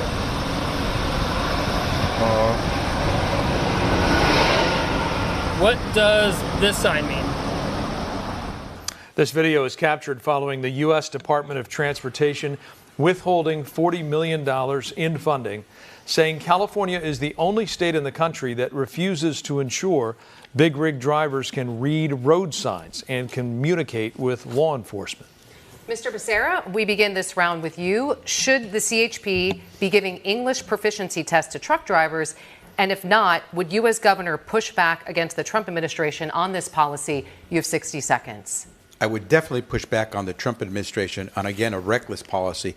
I would make sure that that officer understands that he cannot discriminate against any driver without having a basis to do so. I understood a little bit of what that individual was trying to say. I couldn't see the signs, but it certainly sounded like he was trying to describe what that particular sign was trying to represent. And so we have to be very careful that we're not profiling consumers in California, drivers in California. It is against the law. And our police officers, while they try to do the best job of keeping safety, have to understand they have to abide by the rules and treat everyone, every motorist, the same way. And so if that officer had some basis to be qualified, let's take a look at that. But let's not find that people are being discriminated against because of what they look like. Is that officer asking everyone he pulls over to explain those road signs, or is he asking only people who look like me? And if he's doing that, then he's violating the law. And I just want to clarify, do you think CHP should be giving English proficiency tests? As far as I know, the Academy does not train CHP officers to be giving English proficiency exams. So that officer has some explaining to do. So Mr. Becerra, thank you. Mr. Bianco, you are the only law enforcement APAC officer money. on the stage tonight. Should that. this type of roadside testing become standard practice across California? And what should happen to drivers if they do fail? You have 60 seconds. Well, we have to, first off, acknowledge that we actually do have rules and we actually do have laws. And if they are not abiding by those laws and California is giving them driver's licenses when they do not qualify for those driver's licenses and we're sending them out onto the streets, we also have seen several horrific accidents that were attributed to people that did not understand English or that could not comprehend the road signs or the street signs that they were supposed to be abiding by. So we don't know the context of this. This is what's super important, especially in law enforcement. You have to know the entire context of this entire stop and this entire video, not just the small section. But if he is verifying whether or not someone can read signs, my guess is he was stopped for violating a sign and he's trying to verify that he could. And let's stop with this whole racism thing and racial profiling and all of this garbage. We have to get over this. You either violated the law or you didn't. End of consequence. Oh, bullshit. There is so much fucking cowboyism, good old boyism in the sheriff's department where I live alone. It is throughout the state of California. He could go fuck himself. With someone called Marcus Coleman from Bakersfield. His beautiful daughter, Delilah, was put into a coma by someone driving a truck. An illegal immigrant, didn't speak English, and his daughter now disabled for life. That's what we're dealing with here. It is completely ridiculous that we have people driving on our roads who can't understand road signs and can't speak English. So yes, of course, here we go. and I've discussed this with my friend Sean Duffy, the Transportation Secretary, we will not be issuing commercial driver licenses when I'm governor to people who are illegally here and who don't speak English. That is obvious common sense. Mr. Hilton, thank you. Frank. Mr. Steyer, where do you draw the line on this? Should language proficiency for truckers be strictly enforced, even if it means that some of them will probably lose their jobs? You have 60 seconds. Look, I agree with what was said, which is we don't know the context of this stop. But what I can say is this: racial profiling is illegal. And in fact, picking on people based on the color of their skin in the state of California is illegal. I have a program for ICE that involves prosecuting them for racial profiling, prosecuting them for violence against Californians and the supervisors, studying, investigating their detention centers, having legal defense funds for people who've been kidnapped and put in those detention centers, and a Know Your Rights PR campaign. Listen, what we're talking about here is whether police officers and the criminal justice system treats people fairly based on the color of their skin. I will say this: Donald Trump posted against me last week because I said ICE has to obey the law in California. The head of ICE posted against me, but I'm not going to step back because the truth is, Racial profiling is illegal, violence is illegal, and the governor of California needs to stand up for Californian citizens every time. Mr. Steyer, thank you. Ms. Porter, same question. Do you believe that English proficiency, language proficiency should be strictly enforced for truck drivers? You have 60 seconds. I would absolutely fight the Trump administration because the job of the California governor is to protect Californians. And right now, that includes protecting them from Donald Trump. Protecting Californians also includes enforcing traffic laws. And we've seen sometimes a need for oversight in California. For example, we have seen that the Department of Motor Vehicles was not enforcing rules around DUIs and drivers who had convictions for that. I am stunned that Mr. Bianco would say to Black and brown Californians and immigrants who are being terrorized and racially profiled that you have to get over racism. It's not something that you get over. It's something that you fight. And if he doesn't understand the importance of that, he has no business representing a state with the diversity of California. Thank you. Ms. Porter, thank you very much. I Mr. agree with her Bianco, on I'll give that. you 15 seconds to respond. Kudos to Katie on that that's one. not even close to what I said. What I said is we're Californians, and I'm speaking for them, especially from law enforcement, when I deal with persons of color every single day, Californians are absolutely sick and tired of our politicians making race the basis of everything. It is not. And this racial divide that they are pushing between law enforcement and the public, or Democrat and Republican, absolutely has to stop. And I'm telling you, we are sick of it. Mr. Bianco, thank you. Mr. Mahan, as a mayor of a city in which Ignoring 42% of the residents are foreign-born, do you believe that English proficiency tests for truckers are necessary? You have 60 seconds. No, Frank, the right answer here is clearly to hold the DMV accountable for ensuring that every driver on our roadway meets the qualifications for the license that they have. That's the appropriate entity to do this. And as the mayor of not only one of the most diverse big cities in the country, but the safest big city in the country. San Jose safe? Let me tell you what creates real public safety. It's rooted in trust. When people trust the law enforcement officers who serve the community, it means that residents are more likely to report crime, to serve as witnesses, to provide evidence. We made San Jose the safest big city in the country by building that trust between law enforcement and the community that they serve. That will be my priority as governor, but we should never lower the standard that agencies like the DMV enforce. As governor, I will also ensure that every state agency lives up to its responsibility. Clarification, English proficiency, 15 seconds. Weird. Exams? The DMV has exams, and it's not about whether or not you speak English. I represent one of the most diverse cities and the safest city. What the DMV is responsible for doing is not testing how good your English is. It's San Jose is rated one of the largest, safest cities in the U.S. I can't believe that. I mean, it's there. The same question. We're asking for a yes or no answer here.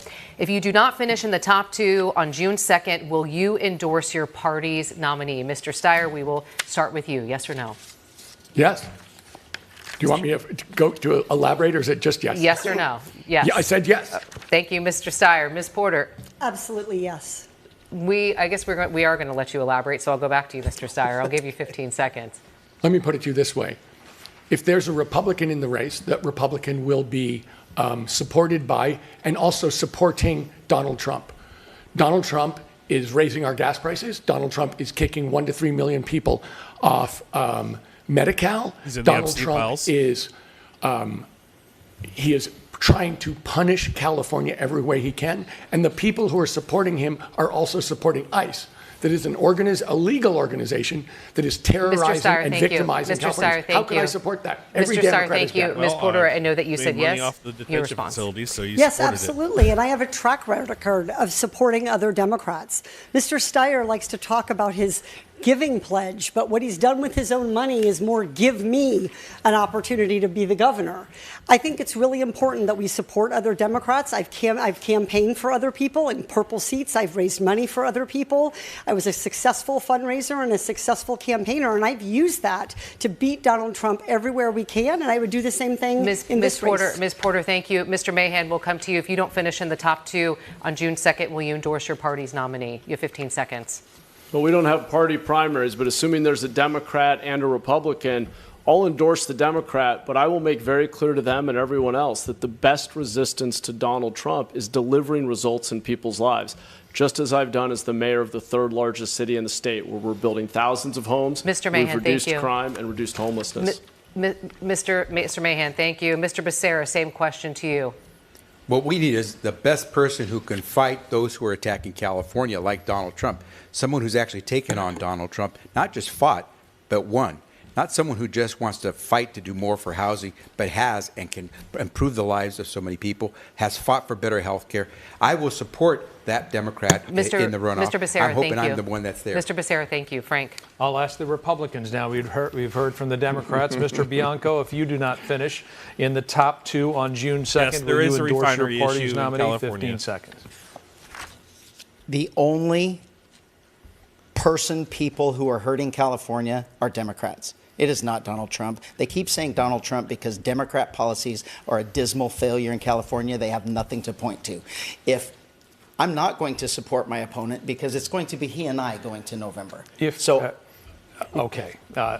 Thank you very much. Mr. Hilton, if you do not finish in the top two on June 2nd, will you endorse your party's nominee? 15 seconds. Yes, I will, because we've had 16 years of one-party rule by these Democrats. It's given us the highest poverty rate, the highest unemployment rate, the highest cost of living in America. It is obviously desperately time for change in California. It's time for some balance in our system. We have to elect a Republican as governor this year. Yeah, the Riverside cop's garbage. Now we are going to go to our closing statements, but that does not mean the debate is over. We will continue to be live on our last half hour of our digital channels and on YouTube. To get there quickly, just scan the QR code on your left side of your screen. Mr. Mahan, we will begin with you. Closing statements. You have 30 seconds. Thanks, Nikki. I'm running for governor because Californians deserve better. We deserve a government that is accountable for delivering results in people's lives. As mayor of the third largest city in the state, I've delivered the biggest decreases in crime and homelessness. We have thousands of homes under construction. I know what it looks like to take on the establishment within my own party to make government deliver results for working people. We don't need MAGA, but we also don't need more of the same. That's why I'm offering something different. Mr. Mahan, thank you. Ms. Porter, you have 30 seconds. California, this election is about who you can trust to fight for you. One candidate is a billionaire who got rich off polluters and ICE prisons and is now using that money to fund his election. Another candidate for nearly 40 years cashed corporate checks and then lacked the courage to take them on. I'm not like them. I have never taken corporate money. That's why I have always stood firm against Donald Trump and special interests. I'm like you, a mom fighting for a better future for California. Ms. Porter, thank you. Mr. Becerra, you have 30 seconds. California is going through a crisis, and we need someone who knows how to govern in crisis, not someone who's going to need training wheels the moment they walk into the governor's office. This is a time to have someone who's actually fought those crises, whether it's the man-made crisis coming from Washington, D.C., or whether it's the cost of living crisis that we face here at home. We need someone who's actually fought and won, beat back Donald Trump to save the Affordable Care Act all the way to the Supreme Court, beat back Donald Trump in preserving the DACA program for Dreamers, been able to do that and win for the people. Mr. Becerra, thank you. Mr. Bianco, you have 30 seconds. Yeah, we have all heard their platform now. It's more taxes and a complete lack of responsibility. I have 33 years of dealing with the consequences of their poor decisions and of their poor policies in the Democrat agenda for the last 33 years. I am running for Californians because Californians do deserve better. They deserve someone with honesty, transparency, integrity, and most importantly, proven leadership. If you want the status quo, keep the status quo. If you want a better California, I'm asking for your vote. Mr. Bianco, thank you. Mr. Steyer, you have 30 seconds. The people raising the cost for California don't want me to be governor. I'm the change agent here, and they don't want change. And in politics, it's pretty easy to figure out who you are by seeing who opposes you and who supports you. Let me tell you who opposes me. The oil companies, PG&E, the realtors, the drug companies, Donald Trump, and the head of ICE. Let me tell you who supports me. Progressives, environmentalists, organized labor, including teachers and nurses. None of these people are fighting anybody else no one else on this stage is having. Dude, I feel like this billionaire plan. I don't trust billionaires. Mr. Steyer, thank you. Mr. Steyer, thank you. Mr. Hilton, closing statements. You have 30 seconds. We obviously need change in California. The system is not working. I'm the only one here who has never run for office before. I'm not part of this system. These Democrats can't get it done. Matt Mahan talks about his record in San Jose. Actually, homelessness and crime are going up. Javier Becerra talks about his time in government. He thought it was a good idea to put masks on 2-year-olds. We need real change in California. We need to think different. We need to vote different. My plan to make our state Cal-affordable is real and serious, and we can get it done if we just vote differently this year. Mr. Hilton, thank you. It is not going up. He fucking lied. That wraps he up just the lied. first hour of our debate tonight. We want to thank all of the candidates, first of all, for being here. We hope you will join us for another half hour of the debate, including your viewer questions. Yes. We're streaming live on your local Nexstar station's Plus channel. You can also watch it by scanning the QR was a straight up lie. on So your Hilton, screen. We will see you. Hilton's a liar. Hilton's a liar. We're not doing Hilton. We're not doing the guy that Trump endorsed. Trump is a schmedo schmile. We already know this. We're not doing Bianca, the weird ass sheriff with the fucking weird ass haircut and the racism doesn't exist. Get over it. Ass energy. Because I've grown up in California and it's here. And it's systemic. And you can't tell me it's not. I live here.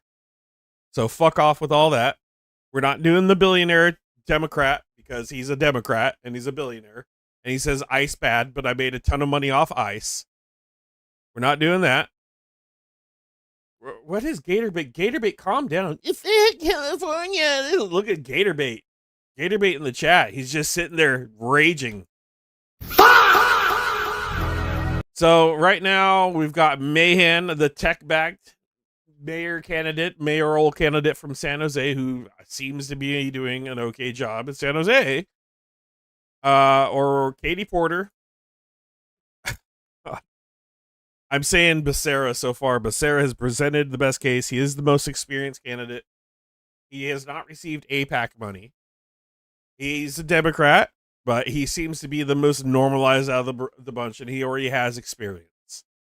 So we're going with, who do we got? We can't do that. We can't do the billionaire. Not doing the bigger. But if it comes down to it, what are we going to do? You want a MAGA governor in California? It's not going to fix anything. Bianca's a disaster in Riverside. He failed Riverside. Oh, Gatorbait's raging. You know what? Here, go touch some grass. Here. Touch some grass for a bit. Come back later. Every time I see LA, I see campers on the streets, homeless vets sleeping on sidewalks.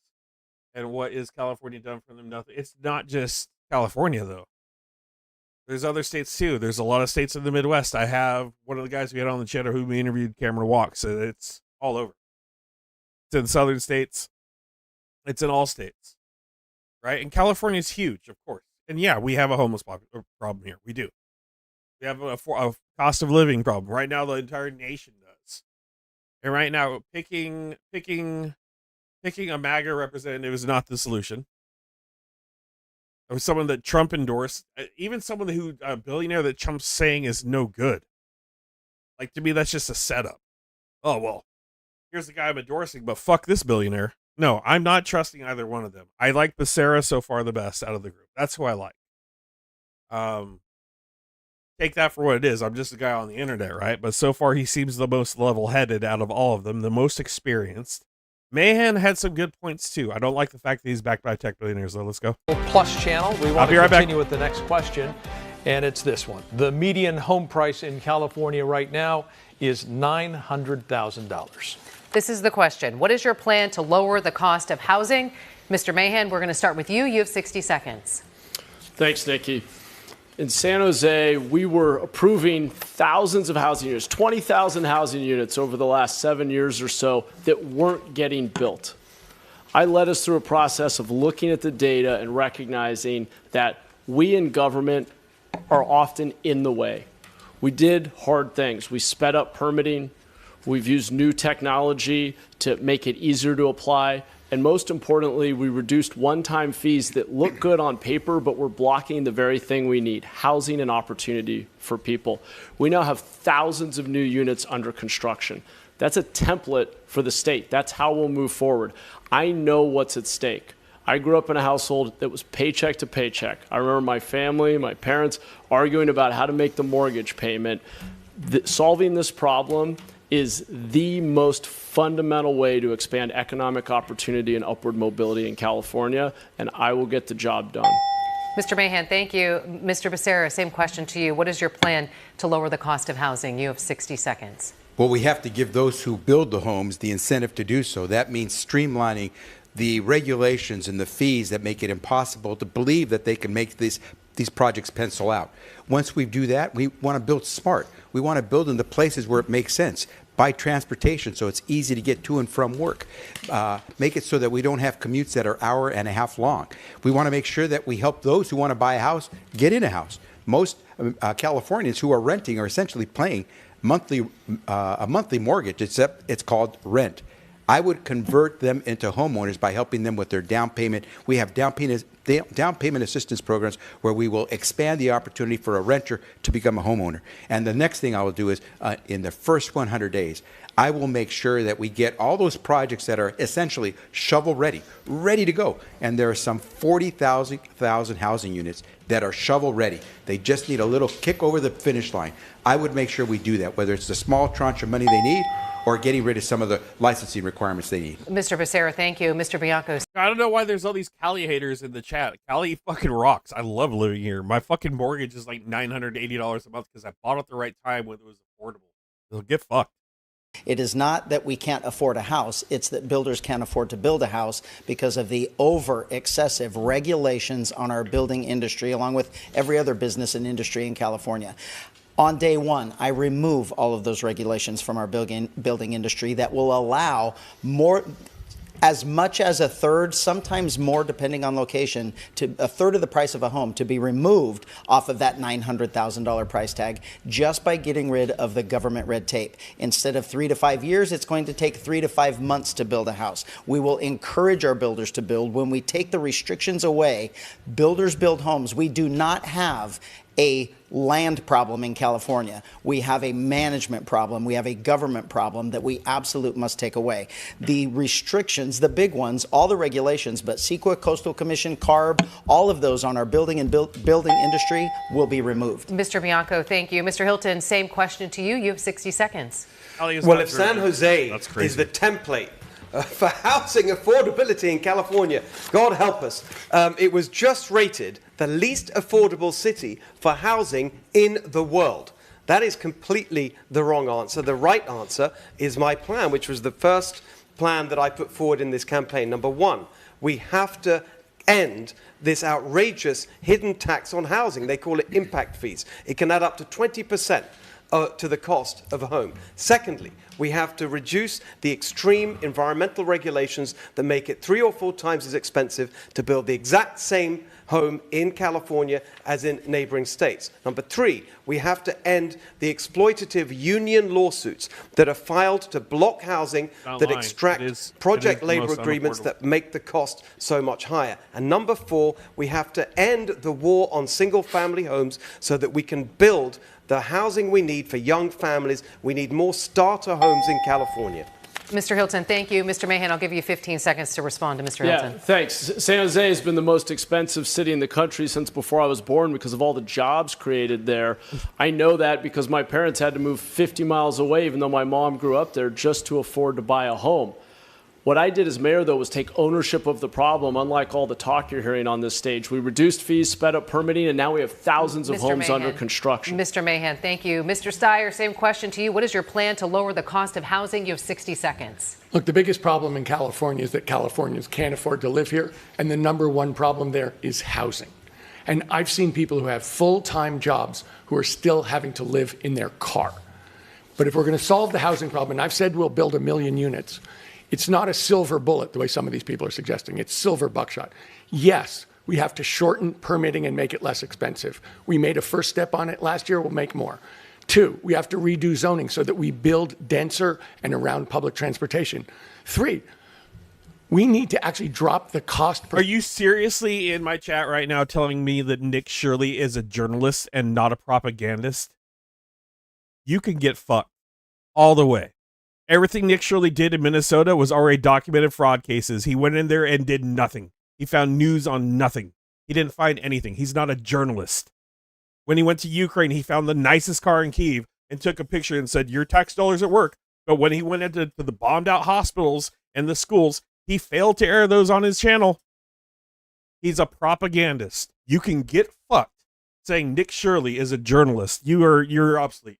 You don't matter. From thousands of Californians who are facing eviction or foreclosure. When I served the state of California for 3 years under then Attorney General, former Vice President Kamala Harris, and I held the big banks' feet to the fire for predatory lending. I've also questioned CEOs of big banks about how the huge slice that housing takes out of their paycheck. Housing has been my #1 issue since I launched this race, and I have the deepest background in housing policy of any candidate on this stage. The key is to build faster. If we built at the same speed in California as states like Colorado, we could take 10 or 20% off the cost of housing. That's real money back in families' pockets. It's not a couple bucks, it's hundreds of dollars. I just want to comment, Mr. Becerra, you have all these lovely plans, but there are never any numbers, any revenue plan, any details, anything that pushes on the status quo. It's just all due, but the how, the why, the how much, it's all missing. Ms. Porter, thank you. Mr. Becerra, I'll give you 15 seconds to respond to Ms. Porter's comments. It's very rich to hear from someone who's never had to actually run a government. I have had to balance 4 budgets over the course of my time as Secretary of Health and Human Services. A budget, by the way, that was larger than the budget of the state of California. When I was Attorney General of the state of California, Dude, I had a fight, whether it was a corporate attempt to try to take advantage of Californians or whether it was the Trump administration. I got in and I filed lawsuits. They weren't frivolous lawsuits. I won most of my cases because I knew how to put down the details and the facts. So it's easy to say you haven't done this. It's easier to prove that you actually have. May I respond? Mr. Becerra, Ms. Porter, we have to move on. We have a lot of questions that our viewers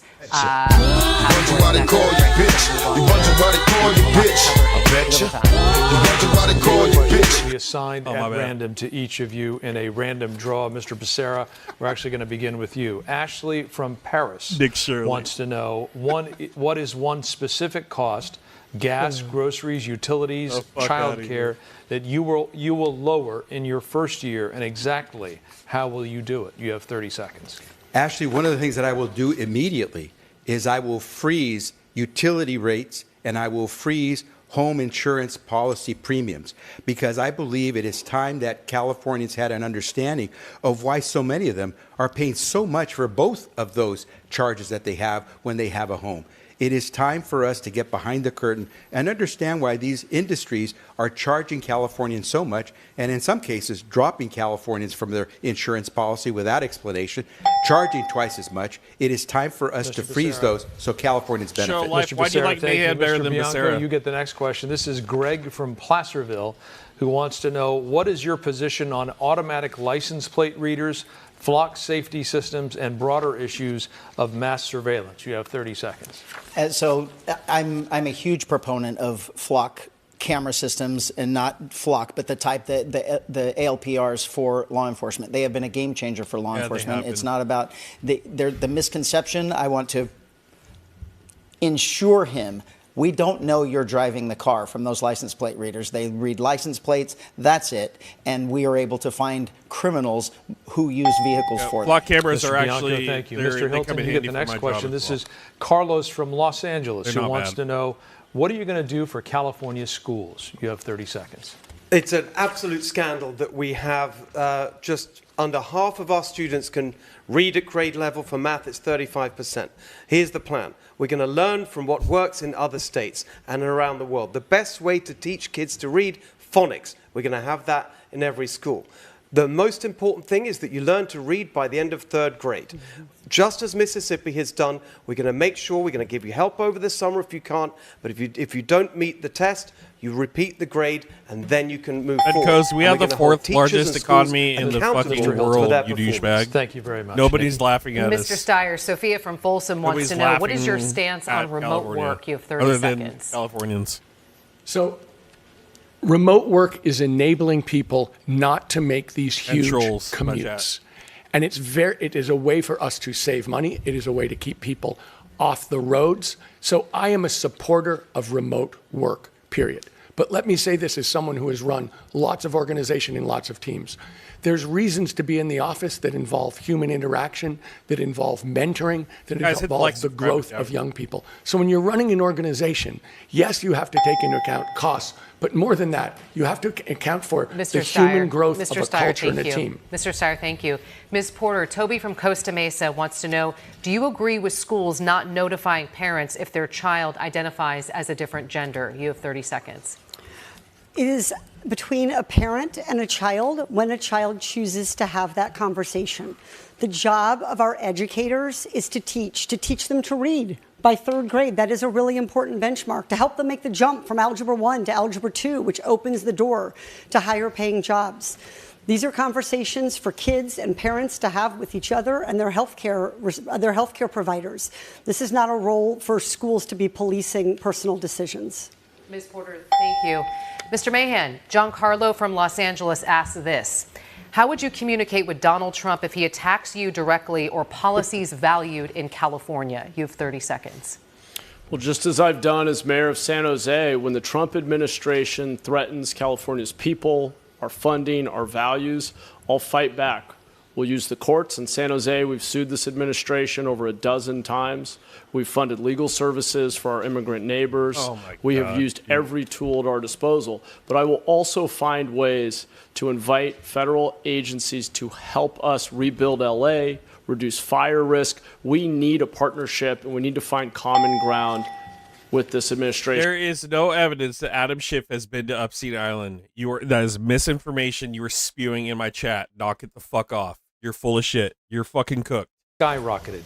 Insurance companies. I picked up. You know what it is? Risk I picked up an Alex Jones follower from the last time I bashed Jones. California's FAIR Plan, a last resort option, is being swamped and is becoming a crisis. I figured out Ben. He's an Mr. Alex Bianco, Jones this fan. round begins with you. What is your plan to attract private insurance companies back to California? You have 60 seconds. Again, we're going to be honest about the problem. The problem is our California state government, is our California state regulations that are affecting the insurance companies. Various regulations affecting the insurance companies, but particularly, they told us why they were leaving. They told Governor Newsom for 5 years in a row that they were going to leave if he did not change the environmental policies and protections that prevented our fire agencies from creating defensible space around our homes, our cities, and our buildings. They told him they were going to lose cities and they couldn't afford to cover it, so they were going to have to leave. So the answer is remove the regulations, let the fire agencies create that defensible space. We are being absolutely controlled by environmental activism in this state that runs every single regulatory board. And as governor, I will remove. Okay, I remember the smog in Sacramento back in the early 2000s. I remember it. It was terrible. Oh, stream. Hold on. Hold on. Dropping some frames. I'm just going to pause it real quick. I remember the smog in Sacramento back in the late or early 2000s, and it was fucking terrible. It was nasty. It stuck to your skin. You could feel it. It was a terrible experience, and it's gone away. It's not like that anymore. You can actually see stars at night, and it has a lot to do with our regulations here, so. We have to be clear about why they left. They left because of Democrat policies and wrong-headed regulation. Now, some of those mistakes have been corrected. The ability for insurance companies to price in future risk, the ability of insurance companies to account for reinsurance costs. But we still have wrong regulation.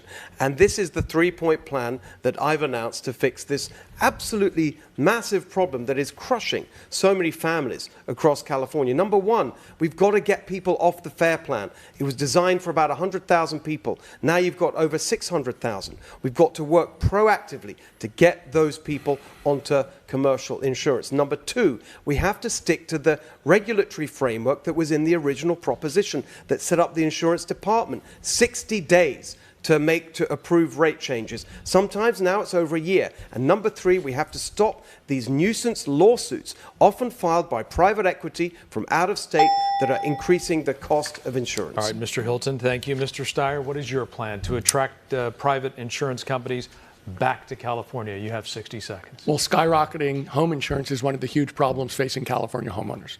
And it's a result of catastrophic fires and houses being burnt down, and therefore insurance companies wanting to get paid for that risk. What California needs to do is reduce that risk. We need to reduce the risk of catastrophic fire. What does that look like? On a macro basis, it looks like controlled burns, reducing dry timber. We already do that. On a micro basis, it means hardening houses, keeping vegetation 5 feet away, and other things. We can reduce the risk of houses burning and catastrophic fire. Okay, I'm going to stop him right here. Fucking stop right here.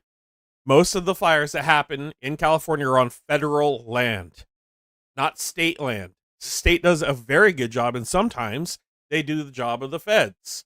The state does a very good job putting out fires. Thank you. So whatever this guy's saying, I don't know. Point is going to be, at that point, we need the insurance companies to start writing home insurance based. We need the fucking federal government to come and fucking clear out the brush for the federal land that's in California. That's where the big fires start. On the reduced risk. And it's the job of the governor to insist that they take into account the reduced risk. Insurance companies are lazy. They like to drive by a house and make a decision. When we're hardening houses and reducing risk by 90%, the governor's job is to make sure that they do the work, that they take it into account, and that housing insurance goes way down. So my insurance hasn't doubled in the last year in California, but what has happened is when I put in a claim for a water leak and I got the claim, my insurance company dropped me to 20% on the water coverage for 2 years, down to like 10, 20%. That's all they wanted to cover. And then no other insurance company would pick me up afterwards for like a 2-year period. So I had to wait for the grace period. So, yeah, they are scandalous. Insurance companies here suck. Mr. Steyer, thank you. Nikki? Ms. Porter, what is your plan to attract private insurance companies back to California? You have 60 seconds. First, I just want to acknowledge that so many who have been affected by wildfires have not received the federal aid that California deserves from the federal government because of Donald Trump. I also want to say, as a consumer... You're talking about one fire. You're talking about LA fire because it's the most known, because it was in LA. There's so many wildfires in California, and most of them are on federal land. Okay? LA was a very popular fire. I know it was disastrous. Yes, it happened, but I'm telling you, I've lived here my entire life. When it burns in federal land, and it burns big. It burns big. They need to do something about the federal land and fire protection there. California's doing a good job clearing out the state areas. They are. Protection advocate, I would absolutely hold insurers' feet to the fire. Just to prove a point, I'm going to say this right now. If it wasn't for Cal Fire, my job would have burned to the ground. We had a huge wildfire 100 yards away. The response time was great. They were able to come, knock it out, and that was all state. I've seen it firsthand. You can't tell me otherwise. We had one close to my house that they knocked out. They have great response time. They do a great job. So shout out to the California Cal Fire. To make sure they pay out damages when homes have been burned. I think the solution is to have more insurance companies and more competition, but they're going to do that when we have reduced wildfire risk. We cannot afford to not act to reduce wildfire risk. All right, Ben, like I said, we are the 4th largest economy in the world. You're saying we're a blight to the United States. We haven't balanced the budget in forever. All right, that's it. You're just spreading misinfo. You're being a dumbass. You can go away. Goodbye. I don't want you in my chat. You're not contributing. Lose. You're rage baiting. Families who lose their homes more than others when we face these kinds of catastrophic wildfires. So fighting climate change and fighting wildfire risk is ultimately how you reduce the number of people who are forced onto a FAIR plan that is unstable and not financially sustainable for taxpayers. Ms. Porter, thank you. Mr. Mahan, same question to you. What is your plan to attract private insurance companies back to California? You have 60 seconds. Well, Nikki, I've walked through the Palisades and Altadena with families who have lost everything, and I've seen firsthand what's broken. As governor, I will take responsibility for ensuring that we better manage our public lands. We have to reduce the fire risk at the edge of our urban areas so we're not putting homeowners at risk. And when you have those catastrophic fires, it pushes up costs for everyone. We need to bring the private insurance market back, force them to compete with one another on value, allow them to appropriately price risk. And when they play games, as we've heard in some cases, of switching adjusters and dragging out the process of paying out claims, they must be held accountable by the state, and I'll make sure we do that. Mr. Mahan, thank you. Mr. Becerra, what is your plan to attract private insurance companies back to the state of California? You have 60 seconds. I won't be as lenient as some of the responses you've heard. I believe that it's time that we get behind the curtain and find out how these insurance companies are operating, because there are still people in Altadena and Pacific Palisades who have not been paid on their claims from back in January 2025. That is ridiculous. Every month they paid their premiums. Some people had never filed a claim, yet when they finally filed this claim for these wildfires, they still can't get an answer to the question, how much they get and when they'll get it. That is not right. We should hold their feet to the fire. I'll make sure that we take on all the issues of wildfire mitigation. Sure, you have to harden your home. We have to make sure we don't have developers building in high-risk areas. We'll do all those things. But first and foremost, insurers owe those consumers, those people who paid their premiums, responses. They paid their premiums. They are owed a response on their claims. It's ridiculous that people have had to wait more than a year. That is not the way you treat a customer. Mr. Becerra, thank you. Frank. We're going to move on to our next topic, and that is social media and our children. A California jury found Meta and Google negligent, ordering them to pay damages for designing addictive social media that contributed to mental health issues. Would you support a law that bans social media usage for kids under 16 years of age? This is going to go to each one of you. Mr. Hilton, you will go first. You have 30 seconds. So as the father of 2 teenage children, I know this issue very well. But actually, it's an issue that I've been thinking about and advocating on for many, many years. 11 years ago, in my book, More Human, 2015, that was published, I made the argument that it's not just the apps, it's not just the platforms, it's the screens themselves, and that we should set a social norm that children under 16 should not have a smartphone. That is my position now. I think that every parent... This guy is full of fucking shit. Dude, social media and the internet has helped one of my kids who has a dysfunction, who is still just quirky but extremely intelligent, prepare for moving out to become independent so much to the point where if I go to the store, let's say I'm buying a toilet bowl cleaner, if I grab the wrong one, I went for a toilet bowl cleaner. Don't get that one. Why? It damages your toilet. Get the one that clips onto the side. I researched everything I need to move out. Took her advice. Spent the extra $1. But it will help them prepare for independence. Look, there's good things about the internet and bad things about the internet. It's up to the parent. The parent needs to be involved, engaged. What happened to having parents? Parents in their heart knows that it's wrong. Kids do not need smartphones, and we shouldn't allow it. So just to clarify, though, on the social media side, yes or no, banning it for kids under 16?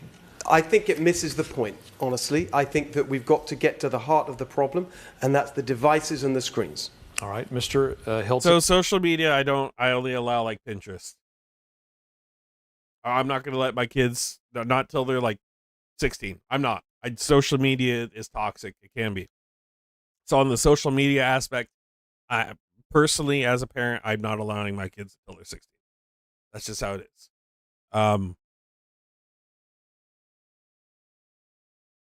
You have to protect your children from the internet, yes, but to say no smartphones until they're 16, that's preposterous. That's dumb. Thank you, Mr. Steyer. would you support a law that bans social media usage for kids under 16 years of age? You have 30 seconds. Yes, I would. I've said that publicly. I think it's been clear for a long time that young people have significant mental health issues as a result of social media. And we have counted on the companies to police themselves, and that has definitely failed. And let me say that as AI is here, artificial intelligence, that is something else which very much threatens the safety and health of our children. And it's going to be, that is something which absolutely threatens them. And young people are addicted to their artificial intelligent friends more than their real friends. And so we are going to have to regulate these companies and have the courage to do it. Mr. Steyer, thank you. Ms. Porter, would you support a law that bans social media usage for kids under 16? You have 30 seconds. Yeah, as a mom of 3 teenagers. Hey guys, I just want to, real quick, I'm going to pause this real quick. My YouTube analytics are showing that there are 0 of you watching right now. So do me a favor, hit the like, subscribe to the channel if you haven't already, please. To support, hit the notification if you could. Also, I have a Discord channel. I have all the information pinned in the channel description. If you'd like to join our Discord and continue the conversation over there more, you're free to come over there also. It's all pinned into the description of my channel, but the YouTube is not telling me the truth. It's saying that there's absolutely nobody watching right now. It does say I have a ton of views, but concurrent viewers, it's absolutely saying great pause. Yeah. It's saying that there's no way there. Here's the Discord. Also, guys, I have a video game channel. If you could subscribe to that too, I could use some more subs. It's just starting out. I'm gonna play some DayZ tonight. We're gonna play some zombie apocalypse survival afterwards. We'll continue. I just want to do a quick plug. Also, consider becoming a member if you would like to as well for some cool emojis. Continue. I will say that every kid is different. I definitely have a kid, I won't name him here, who's doing a good job with moderating social media, using it occasionally and in ways that have been helpful. I have another kid who's constantly told to put her device down, and when needed, I take it away. I do think we need to hold companies accountable when their products produce harm.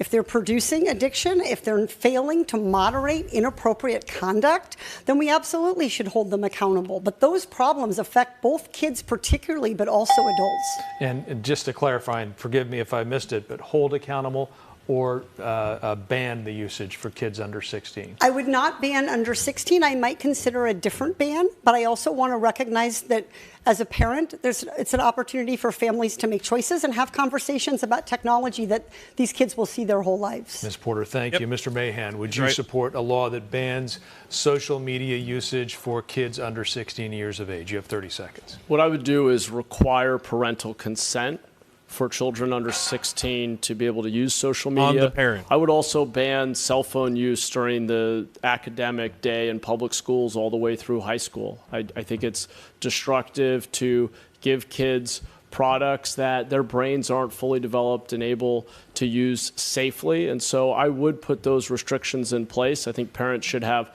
ultimate control in this situation. My wife and I are raising 2 little kids. They're 8 and 6 years old. We limit screen time. Mr. Mahan, same clarification. You say require parental consent. Are you yes or no on banning it under the age of 16? The reason I would require parental consent under 16 is that there are lots of educational tools that may have social components that might connect students. There could be applications that make sense, but parents should have control over those decisions. Right. Mr. Mahan, thank you. Mr. Becerra, would you support a law that bans social media usage for kids under 16? 30 seconds. Addiction is dangerous. Yes, I would absolutely work with legislators to make sure we can enact such a law. Kids have died as a result of their use of social media. Kids are going into this spiral downhill where they're not doing anything but playing with their phone. It is time for us to act. And I will tell you, as a former Attorney General, I will enforce that law to make sure we are able to manage our children's development over the lifespan. And what I will tell you is this: we also have to help those families that are trying to manage their kids' use of these types of devices. Mr. Becerra, thank you. Okay, I finally found something I don't see eye to eye with Becerra, but that is a very small topic for me. It's not. Is it important? Yeah, it's important. I don't want anybody to tell me what my kids and can't do. I'm the goddamn parent, right? If I want my kids to play Meta VR headset to reward them from becoming student of the month like they did today, because I'm a fucking great dad, then I'm going to fucking do that, right? I shouldn't have someone tell me, blah blah blah. Well, he's not 16. He can't play Zombie Apocalypse Survivor on Meta yet. He's not 16. Bullshit. That is my decision to make as a parent. And goddamn it, my kids are doing just fine. Mr. Bianco, would you support a law that bans social media usage for kids under 16? And guess what? I'm a single dad. I need a break sometimes. And if a VR headset that runs off a social media app is the solution for a little break so they can have some fun and I get a timeout, guess what? Student of the Month award today. Something's working right. No, that's up to their parents. I think it's interesting that drugs create mental illness too, and yet California Democrats have made drugs legal in California, but now we're going to ban social media because it creates a mental health issue for kids under 16. We know it creates mental health issues for adults. Social media is not a good thing for us to be spending 12 hours a day on, but it is up to parents what they want to do with their kids. It's not up to the government to tell them what their kids are going to do. And I agree there are far too many educational benefits to these platforms than there are dangers, but it's up to parents. All right, Mr. Bianco, okay. Nikki? Timestamp. I agree with Bianca on that one particular topic. Do I endorse him? Fuck no. Fuck that guy. I agree with him on that. It should be up to the parents. It's winding down. So as we like to say in TV, we're going to switch gears and ask a bit of a lighter question. So people watching now, that being said, these social media companies need to do a better job at regulating some of the shit that feeds onto these kids' channels too. There needs to be a balance. But to ban social media, that's the parents' prerogative. They get to decide that. I don't want the government telling me what I can and can't do. I don't. Social media owners, the tech CEOs, need to do a better job at having what's on there, though, or at least a better system to notify the parents if the kids are doing something dumb. Level. Keep your answers a bit short here, but since we're on a streaming platform now, we want to know, what was the last streaming show that you watched? Mr. Steyer, we'll start with you. I think the last streaming show I saw was probably Marshall's. Marshall, streaming show of Marshall. Okay. Yep. Ms. Porter, last streaming show that you watched. I took a lot of heat from my kids for this, but I was watching Heated Rivalry. Okay. Ms. Porter, thank you. Mr. Mahan, last streaming show that you watched. It's the one with Kerry Russell. I think it's called The Diplomat or something. The Diplomat. Yeah, it's pretty good. Mr. Mahan, thank you. Mr. Becerra, last streaming show that you watched. I wish I could tell you that I have time to watch streaming shows. I can't tell you that I'm much of a TV watcher. All right, Mr. Becerra, thank you. Mr. Bianco, last streaming show that you watched. Yeah, I don't stream and I don't watch TV. Okay, Mr. Bianco, thank you. Mr. Hilton, last streaming show that you watched. We're in the middle of it right now is Reacher. One of my sons really enjoys that, probably more than the rest of us in the family. But it's been good fun to watch together. Mr. Hilton, thank you. Thanks to all of you. Thanks to our candidates for being here this evening. And we want to say that, I'm sorry, did we not yes. ask someone? Yes. No. Okay, we're ready to go. Everybody got their answer I thought we missed someone. We want to make sure we know what you're streaming. That wraps up our debate for tonight. We want to invite you to stay tuned for the spin room that's happening right here in the studio live after the break. So stay tuned for that. And we want to remind everyone at home, ballots for the California primary election, they start going out very soon on May 4th. And of course, Election Day is on June 2nd. We thank you for watching. All right, well, they got the spin room up next. I'm not sure exactly what the spin room is. I don't know. I'd like to know, though, what do you guys think so far? Put in the chat. Who I want to see in the chat. I'm not going to do a poll. Tell me who you like the best. I want to know what you guys think. So far, I think Becerra is the best candidate. I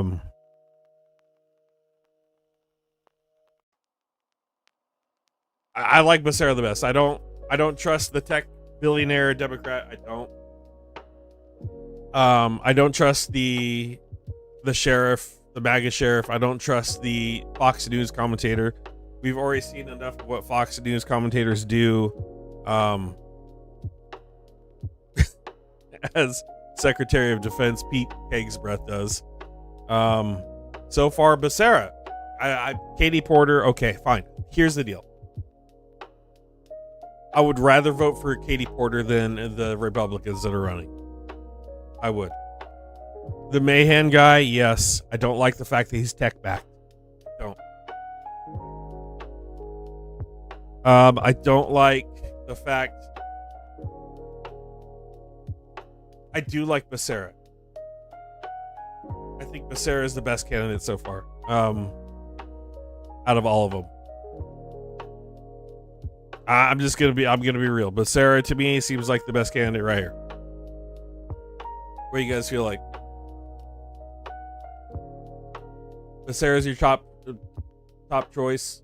Yeah, that Swalwell fallout was just so embarrassing.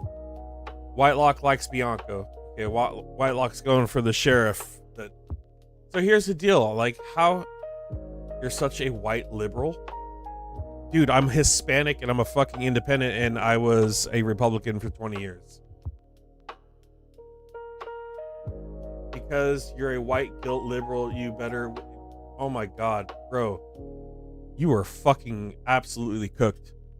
I was a Republican for 20 years, dude. My name's Pablo. Unreal, dude. What do you think we're doing here? I'm sitting here bashing fucking Democrats and Republicans, you fucking fucktard. You sound whitewashed. Jesus. That's where we're at. You get whitewashed. I can't watch you.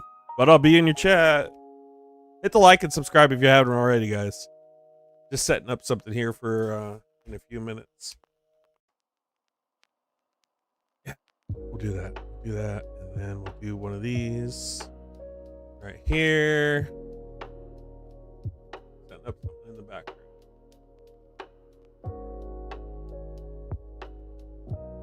There we go. That. Do that. Yeah, so I was a Republican for 20 years. I didn't like the way the direction of the party went as of recently around 2022. Because I wasn't paying attention until basically the war in Ukraine really changed my mind about a lot of it. I didn't like the handling of the Republican Party.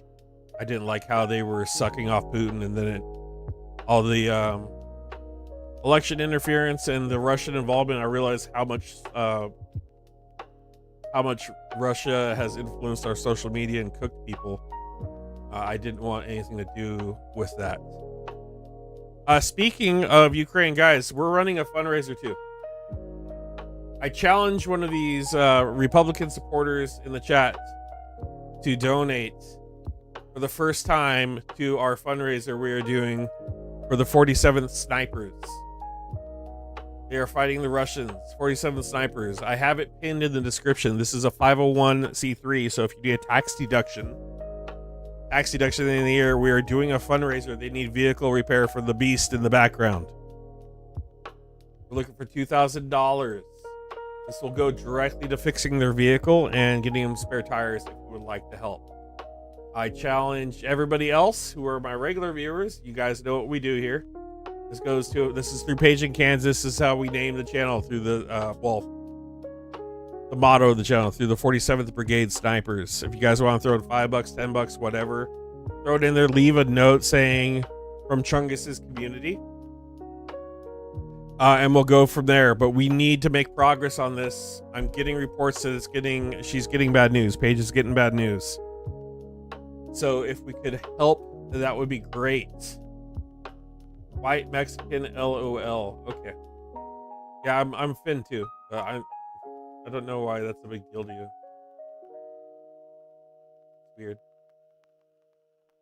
Yeah, I'm sorry, dude. You're okay. Here, Whitelock. Here you go. I don't like it. How about that?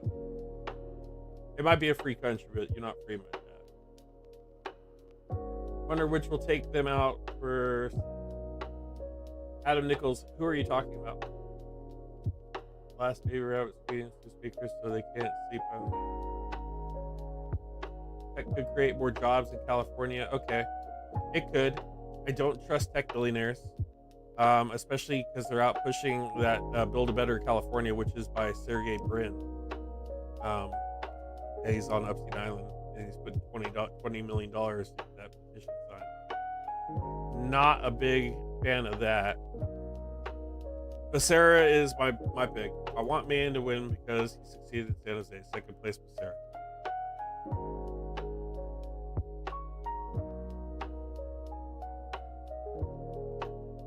Pablo was a Republican, yes. Long time ago. Long time ago for me. Alright, yeah. Well, hey, that's all I got. Guys, if you want more, come join me over on my gaming channel. Let me pull it up real quick.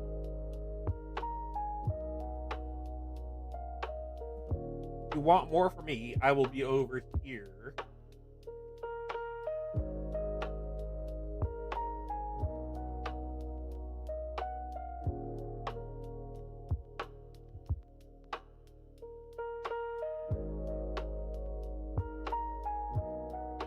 At the Chunger Games. Right here. We're gonna play a little Daisy tonight. Here, let me share the channel. Guys, if you could subscribe to my gaming channel, it would mean the world to me. To see you over there. Thank you for subbing. There's the gaming channel. We're playing some Daisy. Actually, I'm gonna redirect it over there too. Make it smart. Make it smart on the screen.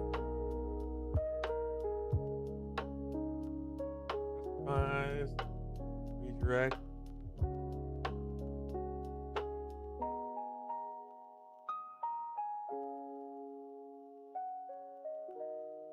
Oh.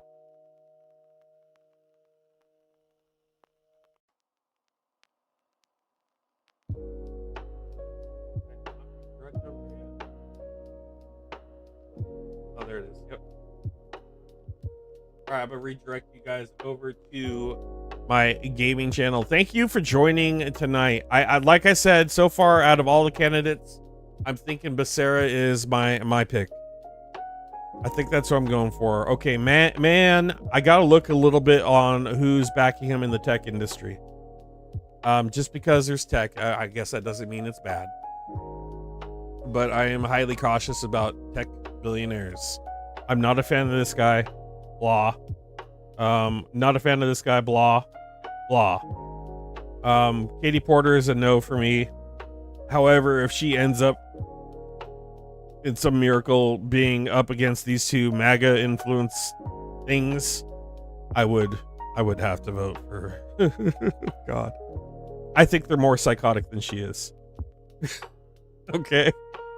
But right now, this guy right here, I'd love to get him on the channel too. I'm gonna reach out to see if we can get an interview with him, but Becerra would be great. All right, guys, that's all I got. Thank you guys for being here. Let me get you an outro. Peace out. Also, leave a comment after the stream. Let me know what you think. Let me know how we did tonight. Let me know how we did. All right, guys. Peace out.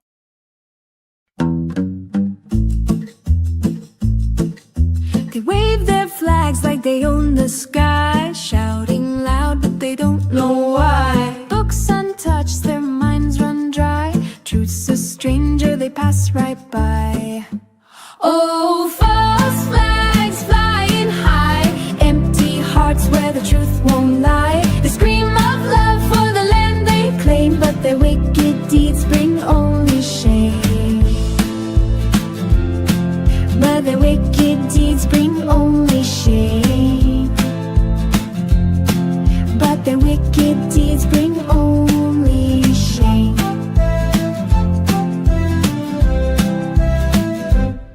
They chant the words they barely know, hollow pride in a shallow show, pointing fingers where the winds don't blow, building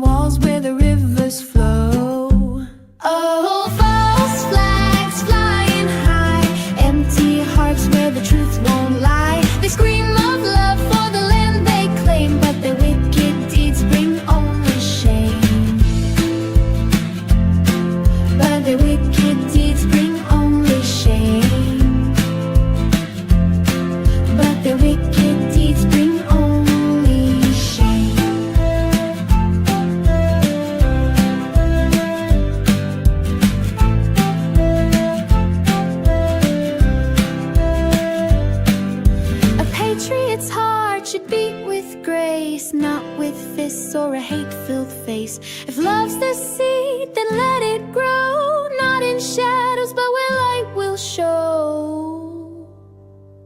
Oh,